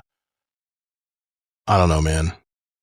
I think Phil was the best thing for Xbox, but I may be wrong. Maybe she might bridge that gap. Who knows? Maybe. We'll see. All right. You know what? Let's catch up and see what we've been up to. It's our catch-up segment next. All right. It is our catch-up segment of our show. I did want to give a shout-out, though, before we get started with that. A shout-out to our newest community moderator. She finally said yes, guys. Allocate. She's been so active in our community. She's helped so many new members out there find their way that it only felt right to ask her once again to join our team. So thank you, Allocate. She's officially a mod in our Discord now. and can help out all those new members coming in and knowing where to put them and how they have to find their way, hold their hand, help them find their way around our myriad of channels that we have in our Discord community. But I'll start with you, Zombie Pops. Since we saw you last, man, what have you been up to? Been doing? I know you've probably been working, but winter's probably been a pain in the butt with exterminating right now, man. Right? Terrible. So I imagine you keep a rig in the back of your truck. Yeah. I just spent the whole day working on mine because it froze and stuff. Dang. But yeah, busy with work and been playing some Arc Raiders. Been doing Division 2 with Kingsley. I think Nolt's this. Notorious playing too? One night. Okay. I'm pretty sure it was him. It was a little bit, but other than that, been trying to get on the weekly Wednesday night raids, but they tend to fill up fast. They do. I saw them in there last night. At King's Fall. Oh, okay, nice. Oh, that's right. I heard. Yeah, I think so. I heard someone got initiated in the dick wall. Someone got their initiation. Dad bought Hero, maybe? Yeah, I think so. Yeah, they probably set him up for that one, but yeah, had to happen. Other than that, not much. Almost done with Fallout. Season on Fallout. It's good series so far. Yeah, that's about it. Okay, man. Deadpool, I'll go to you, man. What have you been doing since we caught up with you last time? What's going on? What are you playing? What are you watching? What have you been doing in life, man? Been doing a lot. As you know, working at a school is kind of tough because I know your wife works at a school. Yeah. I don't teach. I'm just a facility supervisor, so I'm responsible for all the buildings and stuff. And you take care of tech stuff? No, I do all the facility stuff. So buildings, all the maintenance stuff. So okay, gotcha. And then I'm in charge of custodians too. Sweet, man. But I've been playing Destiny as much as I can. Been taking my clan members through dungeons and whatever they want to go through. I know they want to start doing raids, and I can teach them most of the raids that I've done, but I just got to make sure that we all have time and stuff like that. I've been watching shows. I finished Fallout, which is really good. I'm not going to spoil it for you, but it's really good. Watched a bunch of movies. I've been keeping up with a lot of things. Watched Black Phone 2. Black Phone 2 is kind of weird. What would you think about that? Because I saw Black Phone, the first Black Phone, and 2 was just they just kind of went straight to horror. It was like straight horror. Yeah. I love horror movies, so that's my thing. I love horror movies, and it was weird at first. Like I was like, what the heck is going on? And it was just like, it was off the wall. I was like, this is awesome. This is cool. I like this. It's better than some of the other horror movies I've seen. I enjoyed every moment of it. I don't know which one I would say is better than the other, but I do like both of them. I think the second one might be a little bit better. Right. But that's just my opinion. I've just been chilling, relaxing. Yeah, I mean, not to go back to Black Phone. The first Black Phone was about a child abduction. It was a suspense movie. It wasn't really total horror, but we saw the previews so many times of the second one. And I said, nah, they just kind of went off the rails here on this one. They kind of went away from anyway. But it kept you on your toes. The other movie you mentioned it a while back with Ben Affleck and Matt Damon. It's on Netflix. I can't remember the name of it, but it was a police one. That one had me confused. I was like, what the heck? Like I didn't know who was bad. I didn't know who was good. And at the end, you're like, oh wow, really? So it was an interesting movie for that one. Okay. And then I saw the new Predator movie, Badlands. Oh yeah, what did you think of that? I really enjoyed it. I liked it because it gave you a little bit more in-depth information on them, on the Yautjas. Yeah. And if you guys don't know, if you haven't seen it, the voice actor that does the Yautja, it's actually him speaking. He's actually really doing all the speaking. So it's not AI generated. It's not him just talked and they converted. No, he actually learned the language of the Yautja. Oh wow, that's pretty cool. Yeah. I remember seeing the previews at the theater for that. And I really wanted to see it, but it was going to be really a tough pull to get my wife to see a movie. And a Predator movie. She's been scarred by all the other Predator movies throughout the years. Jeez.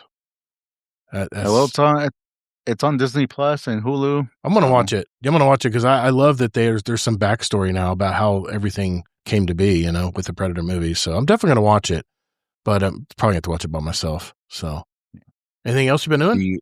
I've been playing around with my new PC, downloaded Destiny on it. I actually like playing Destiny on the PC more than my PS5, but I have two accounts. I'm not about to purchase everything from my other account, so I got both of them here, so I play on either or. So, and then my Switch 2, which you need to get one, Todd. My Switch 1 wasn't a very good experience. I couldn't even get the Wi-Fi to work on it. It was terrible. The Switch 2 is actually pretty good. I play Pokemon ZA on it, so that's what I really play on it. Only because my 10-year-old, he's into Pokemon, so I gotta stay up to date. I guarantee I'd go right to Donkey Kong games because that's what I really love with Nintendo. The new Donkey Kong game is actually pretty fun. Pretty good. All right. Yeah, I just played the demo version of it at Target. My soon-to-be 4-year-old, he loves it, and I'm thinking about getting it for him. So I might get it as my grandson's almost 2. Well, he'll be 2 in June, so it's about a year and a half old, and he's a character now, man. And I told his parents straight up. I said, as soon as he's like 2.5, 3 years old, I'm going to put a PlayStation controller in his hand. We're going to play what's that? Astrobot. That's a fun game for kids, I think. And maybe a Switch 2 would help there too.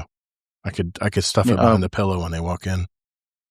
Mario Kart is actually the first game my 4-year-old played. Nice. That's been his jam, Mario Kart. The good thing about Mario Kart is you can set it up to where it auto drives, and all they got to do is move the switch. You don't have to, because the gyros in it. Yeah. But actually they could just turn it into turn. You just turn like easy gaming. Nice. Yeah, it's easy gaming for them until they start understanding the different buttons. Right. Moonshine, Warcry, I am going to be playing Marathon over the weekend. So maybe I'll see you in there. He's calling me out for not playing Crucible lately. I mean, dude, Crucible's there's no more gunplay in Crucible. It's all about abilities now. I don't want to do that. I hate that. That ruined Crucible for me. Anyway, sorry. To talk about Crucible, I played Crucible on my secondary account where I barely have any weapons. Yeah. And I won. I did my competitive streak. I did all 7 matches straight, won every single match. Nice. And I had nothing less than 3.0. Keep in mind, new accounts, they'll throw you to the easy players. As soon as you start getting some experience under your belt, they're going to sling you right into the real games. Believe me, take it from someone who's played a lot of new accounts. The first 10 games of Crucible are fun because you're playing other new players. After that, I don't know. It just changes. That once you get a certain amount of games in, the skill-based matchmaking starts to kick in, and you can't hide in those lobbies anymore. I heard the lobbies are actually a lot lower in PC, so I haven't tried doing tough. Crucible on PC yet. I've been wanting to play Trials, but I heard Trials is just non-existent. There's hardly anybody playing it now, so I still might try playing it. We'll see. All right, well, thanks, Deadpool. Good to catch up with you, man. My wife and I did go see another movie in the theater this week using my AMC Stubs A-List membership, of course. The movie we saw this week was not really on my radar, but my wife, Mrs. Gator, wanted to see it. This was a mistake. I'll just honestly say this. We did not know what this movie was about. The movie was called Nirvana and the Band, the show. It was based on a TV sitcom series that was based in Canada about this conquest to gig a local club named the Rivoli. And the movie's exactly this. We had no context as to why, and we really didn't get the humor until the end when we realized this had to be based on something we haven't seen yet because it just didn't make sense. It was just so silly and dumb. So as an outsider looking in, it was kind of an idiotic movie. It reminded me of Wayne's World back in the day. I did like how they filmed the movie right in public. As the spectators around live when they were filming don't know how to react to what's going on around them. I thought that was pretty cool. But the story is stupid and very, very, very childish. And yeah, so, I mean, I don't even want to give it a grade, but if you were outside looking in, 2 stars. It was just a bad movie. We are going to see Baz Luhrmann's new Elvis movie tomorrow. It's called Epic, I think. It's supposed to be this found footage they found of Elvis's days in his Las Vegas residency. And I'm not a huge Elvis fan, but everything that Baz Luhrmann puts out is so damn good. So I'll let you guys know next week what I thought about that. The Voice Champions just came out this week. I love The Voice, man. I have a musical background. I love hearing people sing. And it's Adam Levine, Kelly Clarkson, and John Legend, all of won seasons of The Voice multiple times, some of them. And it's just like, I just like to see them slug it out to see who they get. And I always love listening to new talent. I'll be on the Voice YouTube channel, hearing Voice, the first part of The Voice, they call it the blind audition, because the chairs are not facing the person singing. They have to just hear them, not know what they look like or anything. I'm sure you guys know this, but they have so many versions of The Voice all over the world. And I love listening to UK Voice, Australian Voice. There's French, the French Voice. I mean, they have them everywhere. And I'll watch these voice channels, these voice YouTube. I'll just go down a rabbit hole, all these people singing these American songs. So it's pretty funny.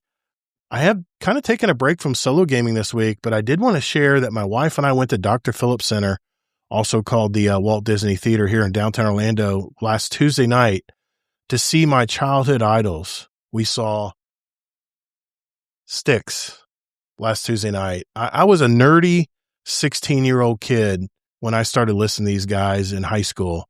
And it was during their, I don't know if you remember Mr. Roboto, their years when they put on these very fancy theatrical storylines and how technology was taking over. And it was the 80s. So, I mean, we were worried about tech even back then. This is something that I've been wanting to do for a decade now. And I finally got the opportunity to see them up close. I got VIP tickets 20 feet from the stage where you could just look them right in the eyes. It was kind of unnerving when Tommy Shaw looks right at you, because you're like right there in front of him, like standing up. It was the weirdest thing. I've never, ever gotten that close to people, to stages in past concerts I've gone to, but it was, like I said, it was a little unnerving when you can see them up close. And they put on a great show, fantastic show. They're now touring the U.S. for the year. In fact, Orlando, I believe, is their 6th stop. They're doing this tour. They're actually co-touring with Chicago, and it's called the Windy Cities Tour. And I think they're going to stream it all summer. I think it's a big summer thing they're doing. So I've got all the dates on the back of my t-shirt. I don't want to turn around, but I have them all on the back of my t-shirt. If you want to know when they're coming to your town, let me know. Just text me on Discord and I'll text you back what date they're coming. I really wish though that I saw them a decade earlier, because dude, these guys, they were coming from me. These guys are really old. It really is surreal to see your heroes that close up. I mean, JY, he is the original band member. He's been with the band for 54 years. And I was very thankful that I saw him before they quit touring, but he's 76 years old, man. My wife kept looking at him and like he had a stroke or something. He was just like shuffling around, and he was just picking at the guitar. He doesn't even live sing anymore. It was really sad, but I'm glad I was able to see him. Tommy Shaw, Lawrence Gowan on the keyboards, still had the chops, still jamming on guitar and keyboards. You know, I love my synthesizer. So Todd Suckerman is the youngest member of the band now. He's 56. He was awesome on drums as well. Like I said, I'm so glad I was able to go. I shared a few videos in the Discord, probably whether people wanted to see him or not, but it was a good time. But that's it for me this week. I did want to give a shout out to my raid team. We did run, I think we ran the Verity. We tried to finish the Verity run in Salvation's Edge this week. We got close. Man, there is so much stuff you got to know on that encounter. But big shout out to my raid team, Ronan Red Lion, Allocate, Z0mb1ep0ps, Mr. Send Media, and of course my partner in crime, Kingsley Mack. I think we're going to jump back in this weekend, try to get Verity done, and maybe move on to the final encounter against the Witness. So we usually stream them. I usually stream it on my YouTube and Twitch channel. But that's it. That's it for me. Well, we got enough time. We're doing pretty good on time here. So we're going to answer some questions from our community right after this. Hey, Guardians, if you would like to ask us a question for the show, head over to guardiandowncast.com to send us a voicemail or email us with your question. However, the best way to send us a question is to write it out in our podcast questions channel in our Discord community. You can access it on the Discord app on your phone or on the web. It's discord.gg/GuardianDownCast. Don't think about it. Just do it. Do it right now. The links are in our show notes. Later, Guardians.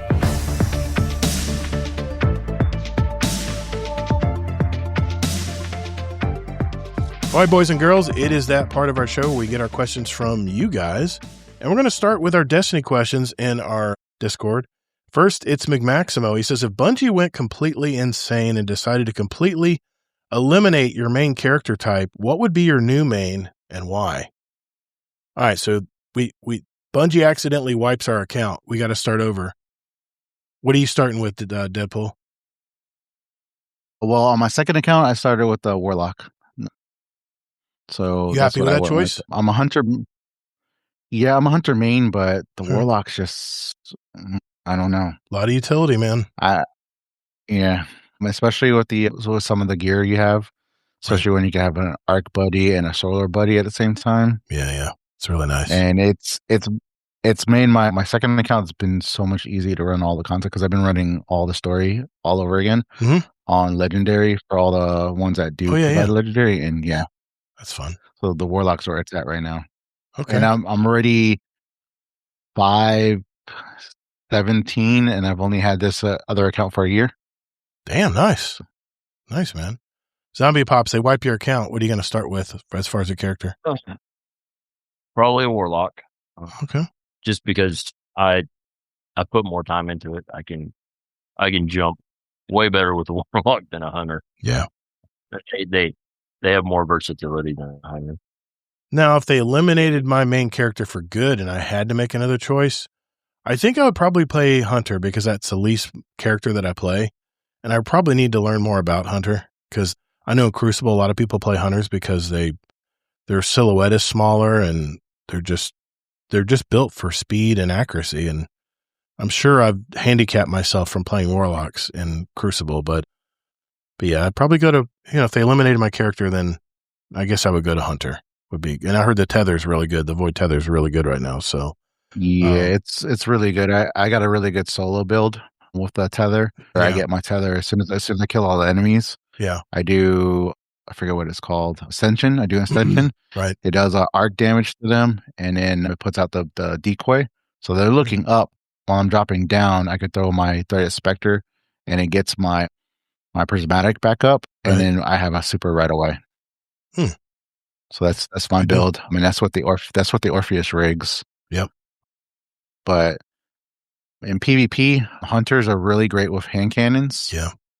And yeah, you said our silhouette's really small. That's why I like using my hunter for PvP. Harder to kill. Yeah. I always shoot over their head usually because I'm always aiming for headshots. Nice. Did we ask this question, Deadpool, that you put in here? I thought we asked this question before. I'll ask it again. Why not? If we didn't, just in case. This is from Deadpool. He says, would you be down for Bungie adding an easier raid mode so people can practice raid mechanics without wiping 100 times? I know my clan has what it takes to run these raids, but I get that some people are still unsure about mechanics. This could be a great chance for everyone to push past that comfort zone altogether. I enjoy learning mechanics myself, and I know not everyone feels the same way. Plus, we can't just sit on ad clear forever. I think they tested this with Explorer mode when they came out with, when was this? I think it was during that last Heretic, maybe. I think they had an Explorer mode where you can explore the dungeons. Was it just one dungeon or? No, it's like 3 dungeons. 3 dungeons, yeah. Yeah, but I think it would be cool to do it for raids. Yeah, this is for dungeons, right? That would be cool. I mean, if you could just load in one encounter at a time, like chapters in a book, and just learn it. Just learn it playing solo, learn what the mechanic is, and yeah, I think it'd be a good thing. Just like I think they should have a Crucible mode where you can go in and play against bots like you can in Call of Duty.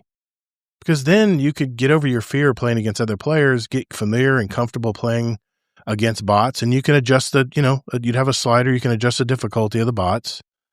Anyway, I won't go down that road again, but I think that would be a good addition as well in the Crucible. You know what me and my clan do for Crucible is we do private matches. So Yeah. I have some really good people in my clan that are actually really good. Like we have JT Money. He's a Titan main, but he is great in PvP. My buddy Alan, he's also really good in PvP. He's a hunter. And then my friend Pip. My friend Pip is amazing with the bow. I don't know how Pip does it, but Pip is amazing with the bow. Yeah, it's just crazy. But we do competitions against each other. We play against each other. I mean, that's how we've been able to get better. I have another buddy these are all my admins that I play with too. So nice. We play against each other and we help build each other, get each other better. I mean, we used to do scrims in our community a long time ago when Crucible was a little more popular, but it's been a long time since we've done scrims or like Crucible nights.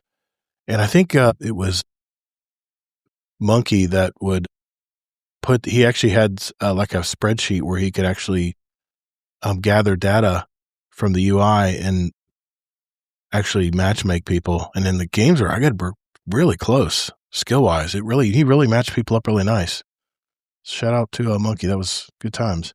All right, let's go to some non-Destiny questions here. JD Kent has one. He says, since there's a Friday the 13th in back-to-back months, February and March, and a new Scream movie about to premiere, I have to ask, what's your favorite scary movie?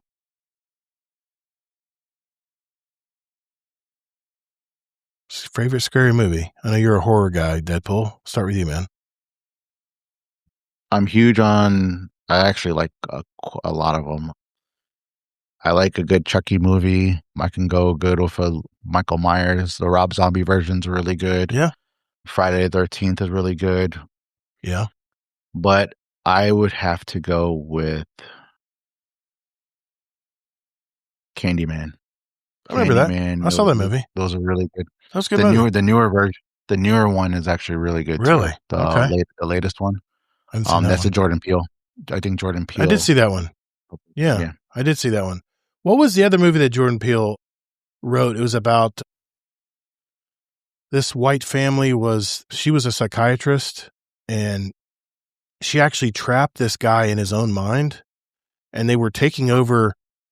I'm trying to remember what it was. It's not Nope. Nope was the one with the weird alien. No, Nope is the alien one. No, that was good too. Alien one. But there was one before that. Us is the duplicate families, and then Us. Was it called Us? No, Us is the one where you had the clones. There's like copies of yourself. So it's an evil copy of yourself.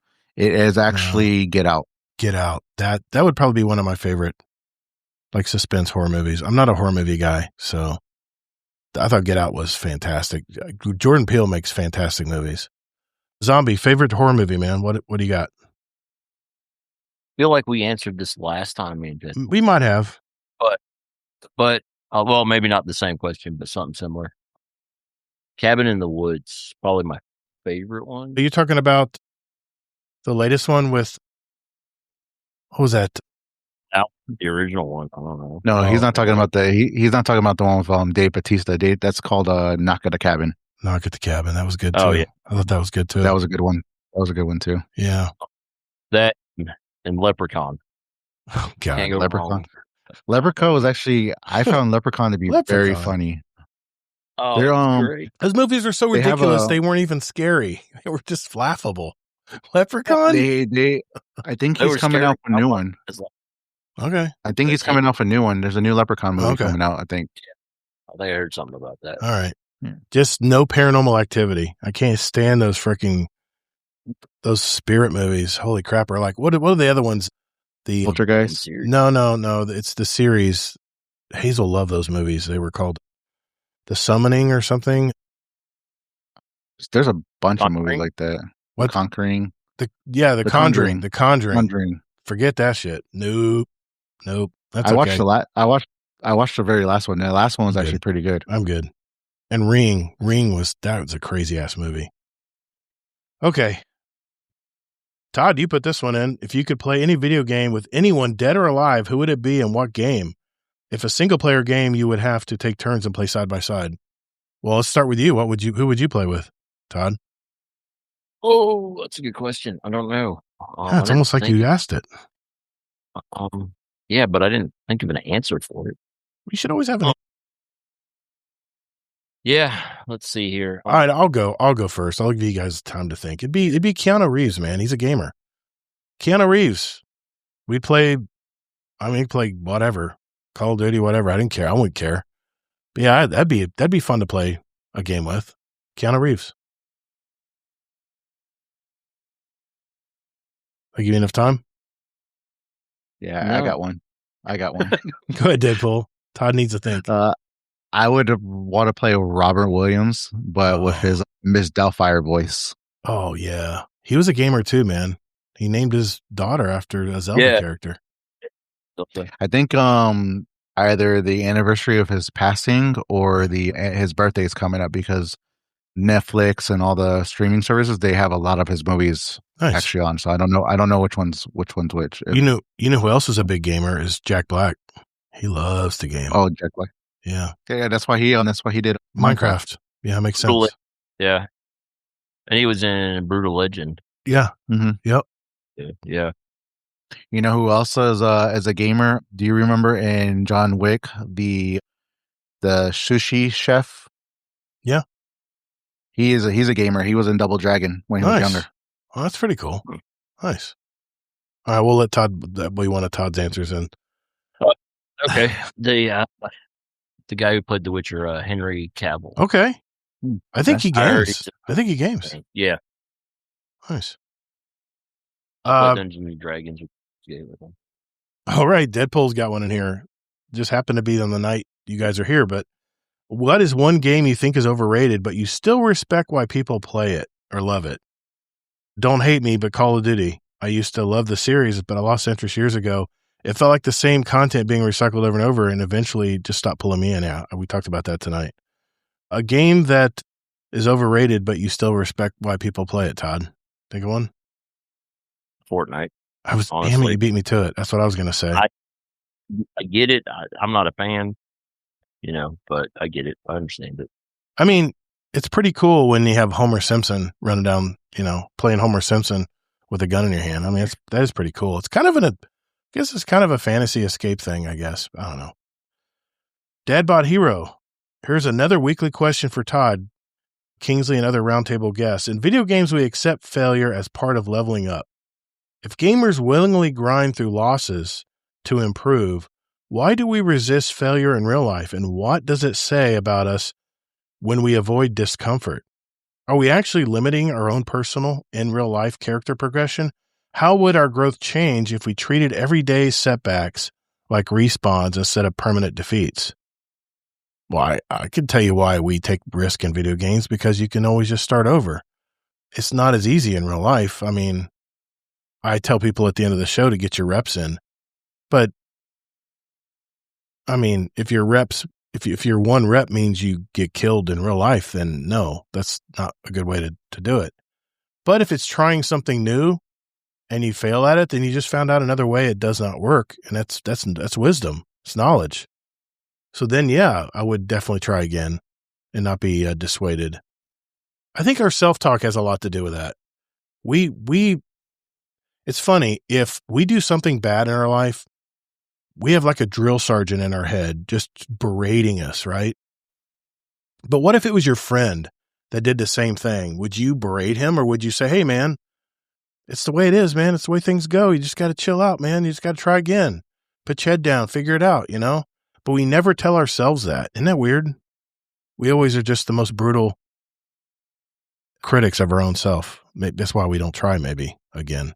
Anyway, you guys have an answer for that? Why we don't level up in real life? Yeah. Failure is just another way to learn. That's all there is to it. If you don't look at that like that, and, it's just a learning process. Not everybody's good at everything as soon as they start it. So. Deadpool? We are our own worst critic. We judge ourselves too much. I have a friend of mine that is a cancer survivor, and he tells me that he does not stress about life at all. He says he cannot stress about whatever he cannot control. And I've been taking that philosophy from him. He's actually a really good friend of mine. I actually look up to him. He used to tell me every day, he's like, there's nothing you can stress. Why stress about it? It's not in your control. Yeah. And I'm to that point where a lot of the staff at the school, they're like, you're not stressed out. I'm like, why? Yeah. I did what was in my control. Why should I stress? Why should I overwhelm myself? I want to be happy. I want to take positive energy home. I don't want to bring negative energy to my kids. I want to bring positive energy. So that's why I look at it as I am doing good. I am improving. I am leveling up. I'm doing everything I need to do. Progression route. Yeah. If I fall back, then that's just a learning curve. Yeah. It's very simple to understand, but it's very difficult to practice. I totally get that, man. Because I mean, when I get really sick and I can't do anything, or I want to do something but I can't. When I get well, I'm like, all right, let's go. Let's get outside. Let's get something done today. You take it for granted. When you can't work or when you can't do the things you want to do in life. And I can't even imagine, having cancer and winning your war against cancer. I'm sure that's got to give you a new release on life, but until you've lived it, it's kind of hard to put it in practice, Yeah. Till you really get that perspective. Well, if you remember a few episodes ago when you first had me on, I did talk about, a very challenging part of my life. Yeah, I remember actually attempted. Yeah. That's given me ever since I met him and talked to him, it gave me food for thought and made me realize, hey, yeah, that was my second coming. I need to live my life and enjoy my life and spend time with my kids. Having 4 kids is cool and all. I have a 17-year-old that's graduating high school. Nice. I got a 3-year-old that's about to be 4. I got a 2-year-old that's driving me crazy.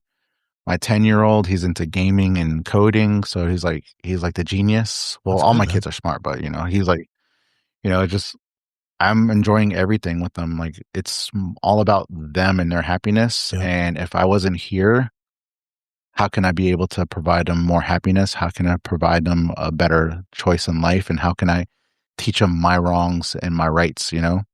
So it's like a video game where I lost my life, but now I'm back because I had that 1-up, like in Mario, that 1-up, Right. the little green mushroom. Mm-hmm.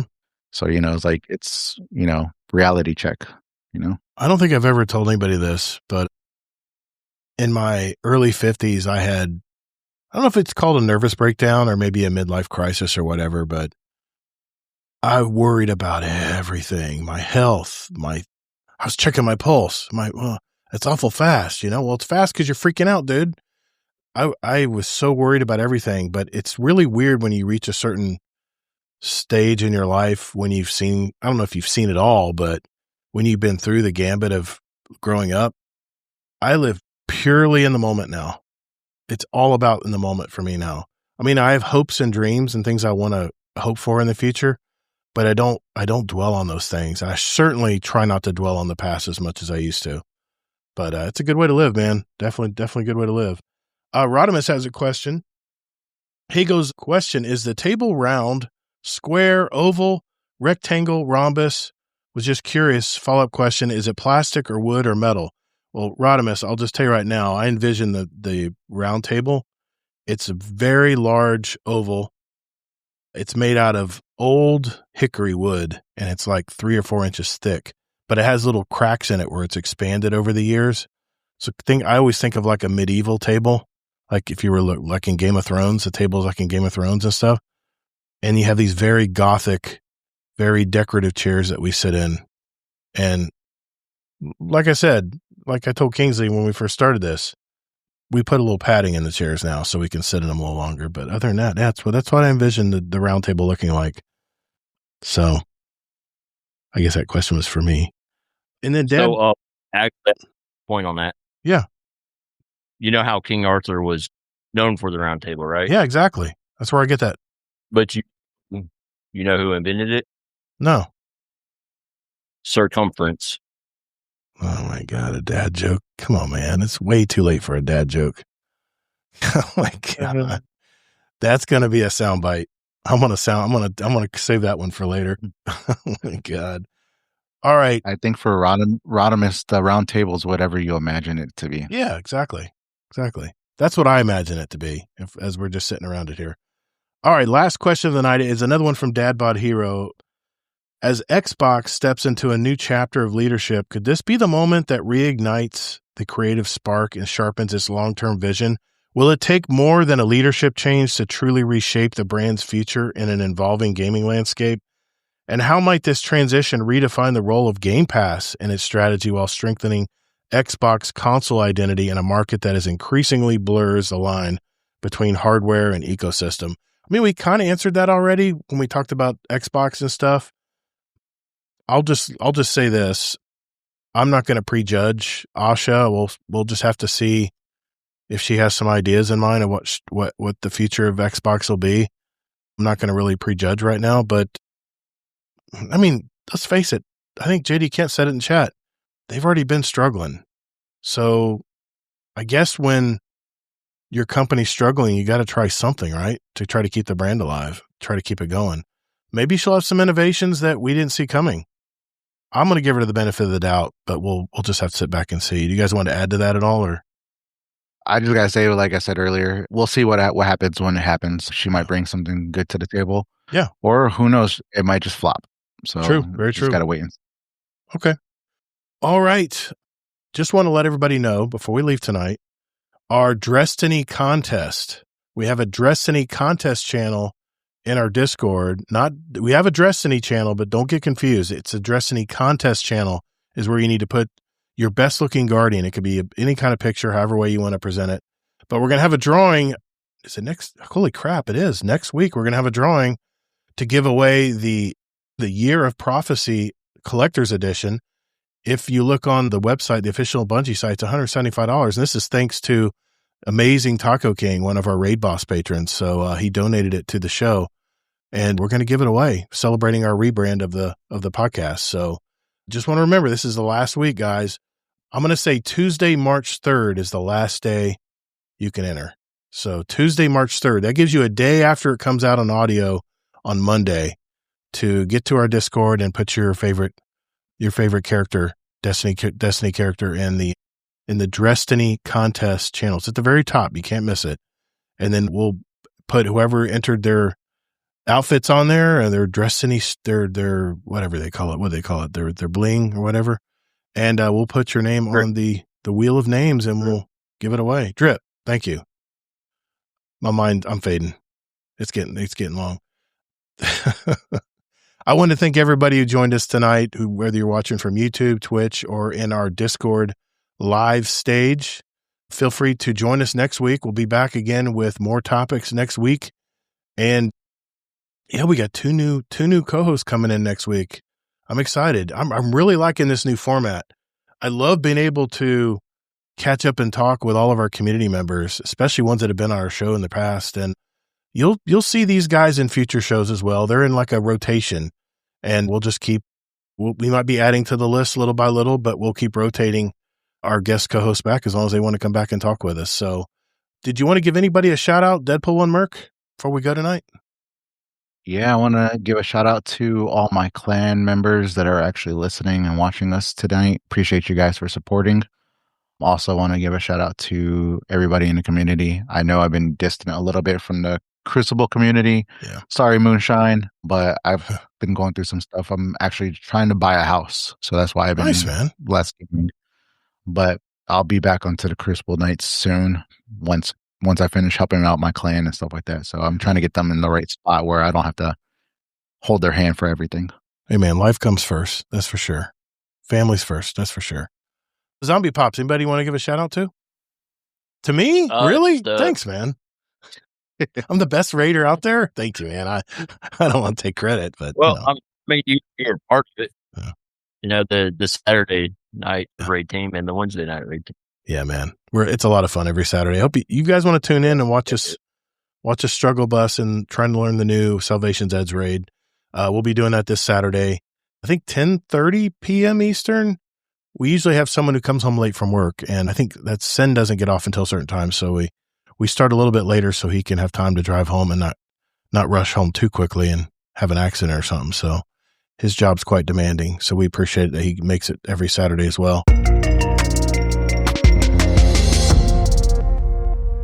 Well, I get to talk to you guys at the end of the show because you're our audio listeners. You're special. Don't you feel special? Hey, thanks for hanging out with us today. Kingsley will be back next week. He's just a little under the weather this week. And I know I miss his voice too, but hope you guys enjoyed this week's episode. Hey, by the way, if there's a topic you want us to talk about, there is an actual channel in our Discord. It's called Gaming Articles for Roundtable. It's under our Guarding Down Roundtable section of our Discord. And if there's a story you've been reading about and you want us to talk about it on the show, throw it in the Gaming Articles for Roundtable channel. And I'll be sure to look at them. And if it's something that we're interested, interests us, we'll be sure to integrate it into our show. I mean, there's so many things we can talk about, right? Our show is not kind of pigeonholed to one topic now, so we can talk about all kinds of cool things. So I hope you guys enjoyed it, whether it was the Xbox conversation or how gaming's changed with Deadpool, how progression's just so different now, and how games look pretty, but it's just all window dressing. There's not really fun parts of the game anymore. And of course, it was fun to hear Todd Z0mb1ep0ps talk about how police can't use our door cams to solve crimes anymore because of privacy issues. So it's all voluntary now. If you want to present, video as evidence for a crime that was in your neighborhood, that's just kind of weird. They kind of lose the power of the door cam a little bit, don't they? And of course, I wish Phil Spencer the best. I really like that guy. He's an older dude like me who still loves the game, and I really kind of related to him. And I really hope that Xbox goes in a direction that, where they can keep up with their competitors. And I'm curious to see what they come out with next. And where are, all those acquisitions they made, are they going to sell all that stuff off? Are they going a totally different direction? Because that was kind of Phil's baby, was those big acquisitions. So I just hope they don't hold on to them and just squeeze everything out of them where they have nothing left creatively. I hate studios that do that kind of stuff. But anyway, a big shout out to our Patreon community. We're nearly 100 strong now. We're not quite 100 yet. You remember, you can join as a free member if you just want to kick the tires and see what this Patreon stuff's all about. I just released 3 new videos of some past podcast content. One was from a vault. I'd never put this out before, of me and Native Raider.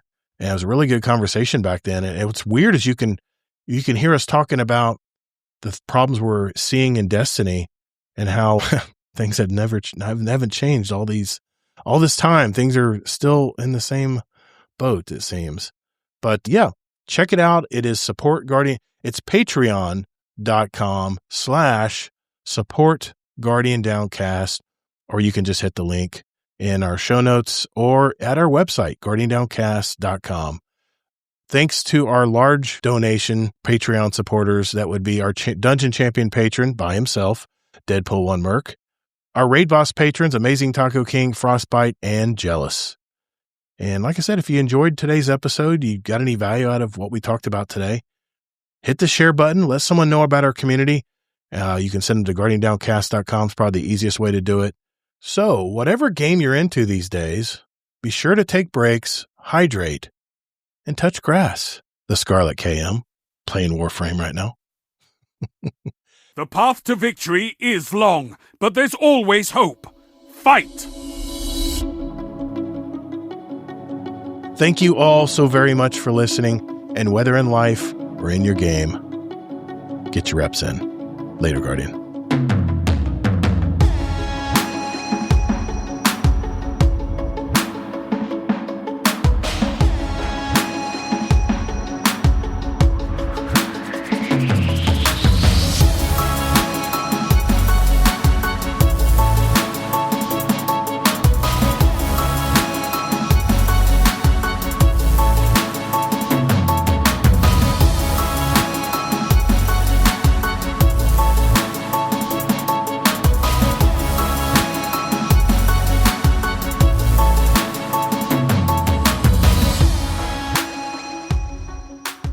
Overtime. Let's do this. That's it, guys. We appreciate you hanging out with us. And remember, whether in life or in your game, get your reps in. Later, Guardians. Thanks, guys. That was fun. Had fun. Yeah. That was a lot of fun. Don't let Warcry guilt trip you into playing Crucible. His ass hasn't been in Crucible much either. Trust me. I keep an eye on the Discord. There was one night where I actually joined to play with him, and we played one match, and he's like, I'm going to bed. And I was like, okay.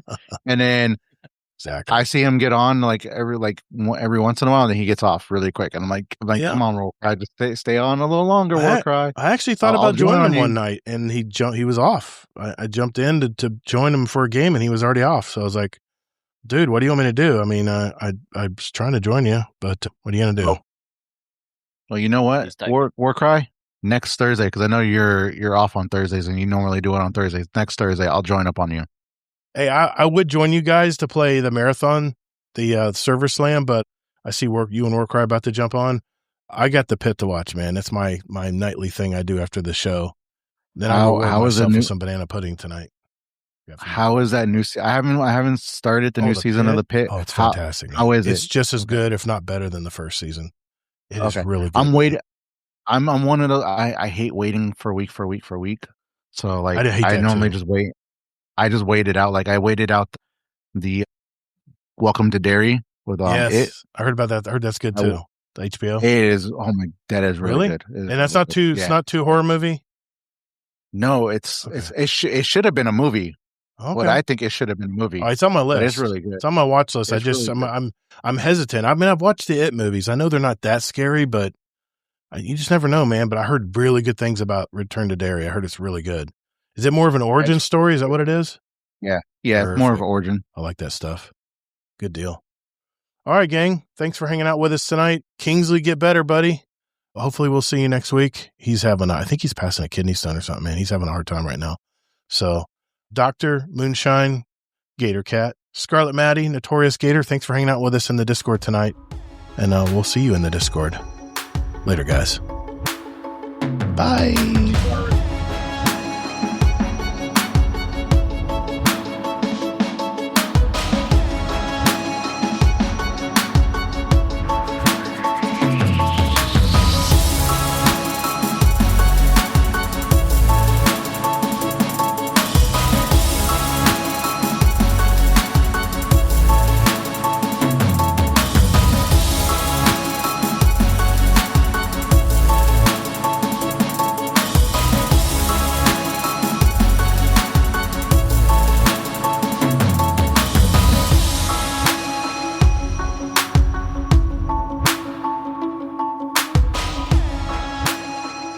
And our YouTube and Twitch, it's Todd the Gator, TODD, THETO.